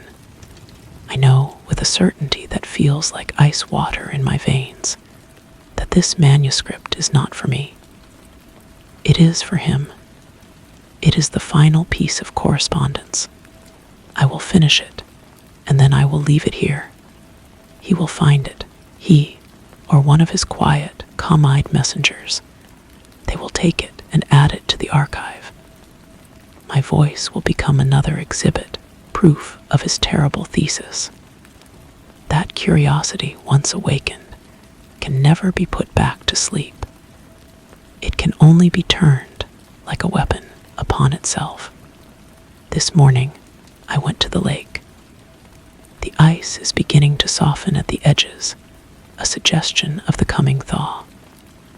I stood there for a long time, watching the weak sunlight glance off the surface. The hunger is quiet now, sated by the act of creation. It has been replaced by a profound and weary acceptance. The fight is over. The need to outrun him, to outthink him, has evaporated. He has already won. The only victory left to me is to document the loss with a clear eye. I will finish the story today. I will write about this moment, right here by the water, the last page. Then I will pack a single bag. I will not burn the cabin down. I will simply walk away, leaving the pages stacked neatly on the desk. Let the next tenant find them. Let the mice nibble at the edges. It makes no difference. The story is told. The air is still cold, but there is a promise of change in it. A different kind of ending. Not a fall, but a dispersal, like smoke from a dying fire. I turn my back on the lake and start toward the cabin. The path is familiar beneath my feet. Each step feels like a period at the end of a long, long sentence. There is no fear anymore. There is only the work that remains, and the quiet that will follow. The final words came more easily than I had expected. They flowed onto the page without hesitation. A final, steady stream of truth. I described the gray light on the ice, the ache of cold in my fingers, the absolute stillness. I wrote until there was nothing left to say. Then I laid the pen down. The stack of papers was substantial, a weight of words that felt heavier than the wood I had spent months splitting. I did not read it back. There was no point. The act was complete. I packed a bag with a few essentials, a change of clothes, some money, the keys to the car. I looked around the cabin one last time. It was just a room again, stripped of the meaning I had forced upon it. The wood stove was cold. The air was still. I placed the manuscript squarely in the center of the desk, a white rectangle in the dim light. It was enough. The drive out was different. I was not fleeing. I was departing. The trees were just trees, the road just a road. I stopped at a post office in a town I had never entered before, a place with a name I did not bother to learn. I mailed the car keys back to the rental agency with a brief, anonymous note. Then I walked to the bus station. I bought a ticket for a destination chosen at random from the board, a city several states away. The bus was half empty, smelling of diesel and old upholstery. I took a seat by a window and watched the landscape change. The deep woods gave way to fields, then to suburbs, then to the sprawling, neon-lit outskirts of a city. The hum of the bus's engine was a new kind of silence. I found a room in a boarding house near the industrial district. It is not quiet here. The sound of traffic is constant, a river of noise that washes over everything. I got a job in a diner washing dishes. The work is monotonous, my hands submerged in hot, soapy water for hours. It is a different kind of ache, a different kind of exhaustion. Sometimes, when I am wiping down a table or stacking clean plates, I catch a glimpse of my reflection in the window. The face is older, the eyes quieter. The curiosity is still there, but it is dormant, a creature in hibernation. It no longer strains against its leash. It knows the cost of the hunt. I do not know if Crouch ever found the manuscript. I do not know if he is still out there, adding to his collection. It does not matter. The game is over for me. I have left the board. The hunger is a memory, like the scar on my palm from a splintered piece of firewood. A reminder of a life I lived, but no longer a part of my daily breath. The world is full of ordinary mysteries now. Why the coffee tastes different on Tuesdays. What the old man at the counter is reading in his newspaper. Where the stray cat that sleeps behind the dumpster goes during the day. These are questions with simple, possible answers. They are enough. The crawl space is closed. Not empty, perhaps, but closed. I have learned to live with the hum of the city, a sound that is vast and impersonal enough to cover the silence. And in that noise, I am finally, truly alone. It is not peace, but it is a kind of freedom. The freedom of no longer being a prize, or a player, or a story to be told. I am just a woman washing dishes, watching the night come on through a steamy window, one plain, unremarkable day at a time. The steam from the sink fogs the window, blurring the neon sign from the auto shop across the street into a smear of red and blue.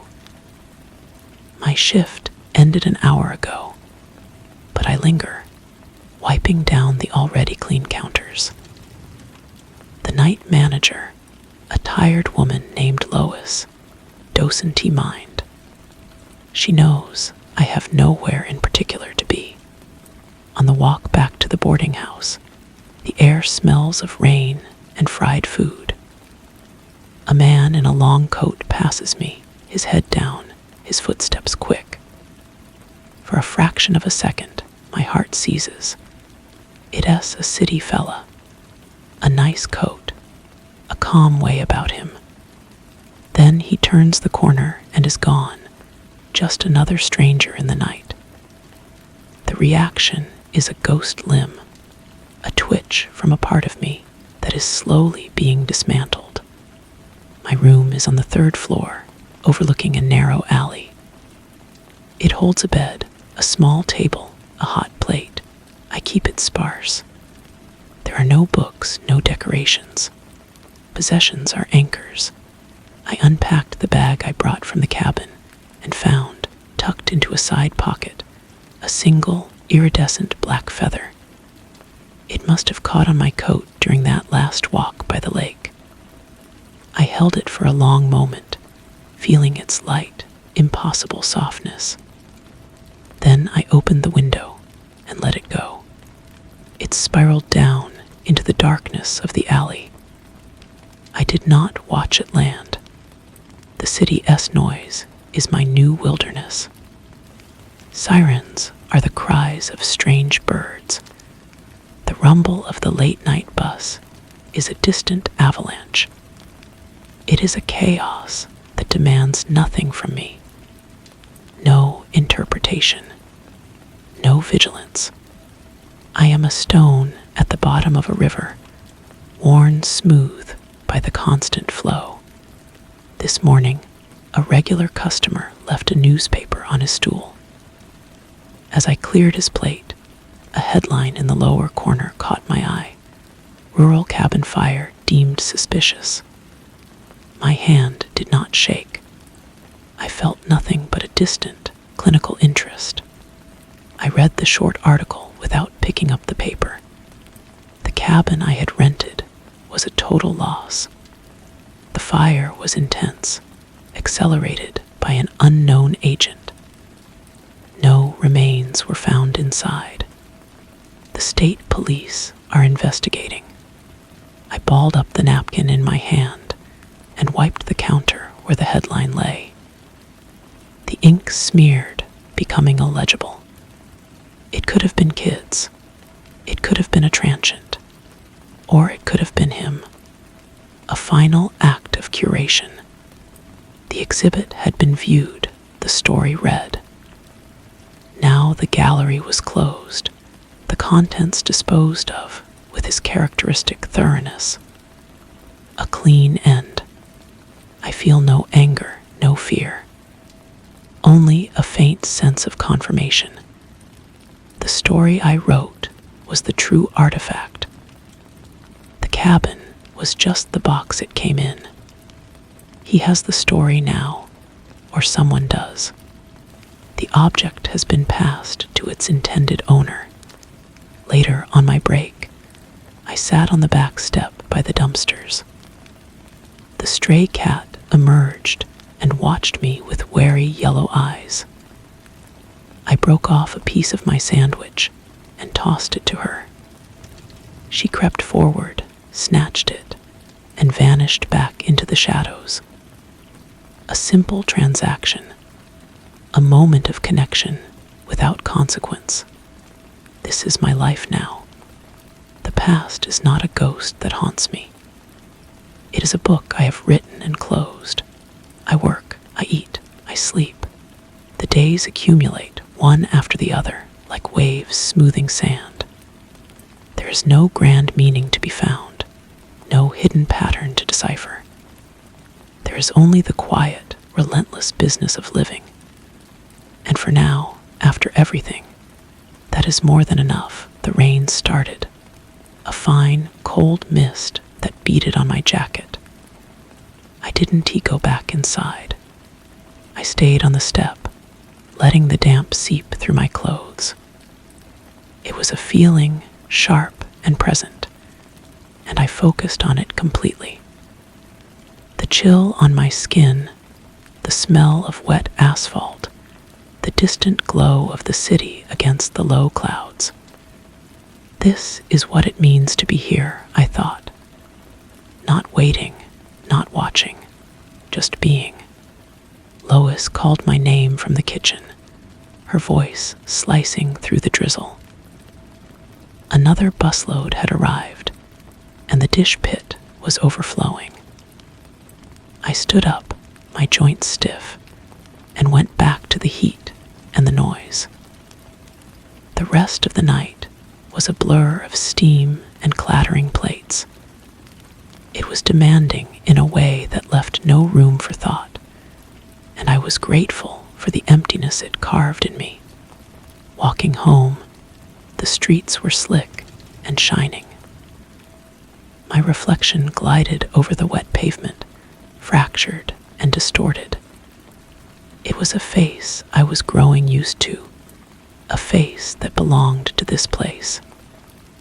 When I reached my building, I saw a package leaning against the front door. It was a plain brown box, no larger than a shoebox, with my name and address typed on a white label. I stopped. The city sounds seemed to recede, replaced by a high-pitched hum in my ears. I had told no one I was here. I had no possessions to ship. I stood on the sidewalk for a full minute, just looking at it. Then I picked it up. It was light. Inside my room, I placed the box on the table. I did not open it immediately. I took off my wet jacket.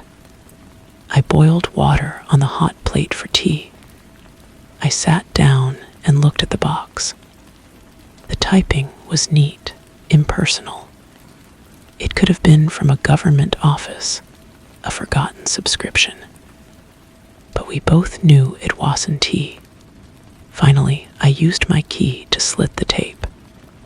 Inside, nestled in plain Excelsior packing, was a small, familiar object. The wooden sparrow. The one from my dream of the library. Its beak was still open in its silent song. There was no note. I picked it up. The wood was smooth, warm from the room. It was just a carving. It held no power, except for the meaning we assigned to it. And in that moment, I understood his final, elegant move. He wasn't pulling me back into the game. He was demonstrating that the game had never ended because I had never truly left it. The board was the world. My move was simple. I walked to the window and opened it. The sounds of the city rushed in. I held the sparrow in my palm for a moment, feeling its negligible weight.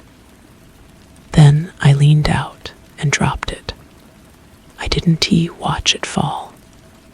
I closed the window. The box I broke down and put with the recycling. The packing I tossed into the wastebasket. There was no message to decipher, no threat to unravel. It was just an object, a reminder that a story once told belongs to the teller and the listener equally. He has his copy. I have mine. I sipped my tea. It was hot and bitter. Down in the alley, the sparrow lay in the shadows, just another piece of urban debris.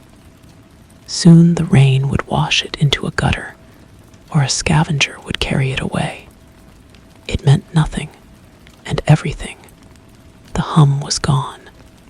There was only the sound of my own breathing, and the distant, comforting wail of a siren moving away. The next day at the diner was the same as any other. The breakfast rush came and went.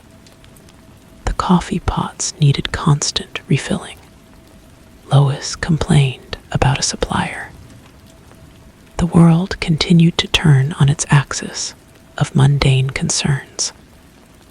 I scrubbed a burnt skillet, the steel wool scraping in a rhythm that was almost musical. The encounter with the box felt like a dream, a faint ripple that had already smoothed against the sturdy bulkhead of my new routine. A family came in, a couple with a young girl. They settled into a booth, the girl clutching a well-loved teddy bear. Her curiosity was a bright, open thing. She stared at the other customers, at the kitchen door, at the pie case, her eyes wide with unself-conscious wonder. I watched her as I wiped down a table nearby. She was asking her parents a stream of questions. Why is the syrup sticky? What makes the bell on the door ring? Where does the cook go when he leaves the kitchen? Her mother answered patiently, but I saw the flicker of weariness in her eyes, the endless why. I knew that hunger. I recognized the shape of it. It was a pure form, not yet twisted into a weapon. For a moment, I felt a pang of something like grief, not for myself, but for the inevitable closing down of that bright, questioning light. Most people learn to quiet it. They learn not to look too hard into the shadows, for fear of what might look back. I finished my shift and walked home. My route took me past a small park. On a whim, I sat on a bench. Children shouted on a playground. Pigeons pecked at the ground. It was life, loud and messy, and unconcerned with hidden meanings. I watched the pigeons for a while, their heads bobbing. There lives a simple circuit of hunger and satisfaction. Then I saw it. Tucked between the roots of an oak tree, partly obscured by fallen leaves, was a small, carved shape. It was the sparrow. It must have landed here after I dropped it, carried by some chance of wind or footstep. One wing was chipped now, and it was smeared with dirt. An ant crawled over its silent head. A normal person would have walked past without seeing it. A normal person would have seen only a piece of trash. My training, my curse, was to see the pattern. The coincidence was too perfect, too pointed. It was a second message, more insistent than the first. He was saying, you can drop it, but you cannot unsee it. The world is full of my signs because you are looking for them. I did not pick it up. I did not destroy it. I simply sat there until the sun dipped below the buildings and the park emptied. The sparrow became just another object in the landscape, a detail in a scene too large and complex to be fully understood. That was the truth he never accepted. That for every connection you force, 1,000 others go unnoticed. For every story you tell, 1,000,000 stories remain untold. I stood up and continued my walk home. The sparrow remained under the tree. Let the rain wash it away. Let a child find it and pocket it as a treasure. Let it rot into the soil. Its fate was no longer my concern. The game exists only if I choose to play, and I have chosen a different one. The game of forgetting. The game of the unremarkable life. It is a quieter contest, with no winner and no end, and the only prize is the next plain, unobserved sunrise. The next morning, the rain had washed the streets clean. I walked to work by a different route, avoiding the park. The diner was busy, the clatter of plates and the hiss of the grill a welcome blanket of sound. I kept my head down, my hands moving automatically through the suds and steam. Lois commented that I was quiet, and I just shrugged. Quiet was my normal. A week passed, then another. The memory of the sparrow began to soften at the edges, losing its sharpness. It became just a thing that had happened, like a peculiar dream that fades upon waking. I started reading the newspaper left on the counter, not the headlines, but the mundane sections. The TV listings, the weather forecast, the comics. I found myself smiling at a cartoon about a dog. It was a simple, uncomplicated reaction. I even bought a small plant for my room. A spider plant, the kind that's hard to kill. I placed it on the windowsill where it could get the weak city sun. It was a small act of putting down a root, a declaration that I was staying, that this was my life now. The plant required water, a routine. It was a responsibility that asked for nothing more. One afternoon, my day off, I went to a movie. I sat in the dark surrounded by strangers, watching a story unfold that had nothing to do with me. I ate popcorn that was too salty. When I emerged, blinking into the daylight, I felt a strange lightness. For 2 hours, I had been nowhere but in that seat. I had not been watching for signs or deciphering codes. I had just been watching a movie. I thought less and less about the cabin, about the manuscript, about Crouch. They were becoming like chapters in a book I had read long ago, the details blurring together. The hunger was gone. The silence in my head was no longer a void to be feared, but a space to be filled with the simple sounds of living. The hiss of the bus doors opening, the chatter of my coworkers, the drip of the faucet in my room. I was wiping down tables at the end of a slow evening when a man came in and sat at the counter.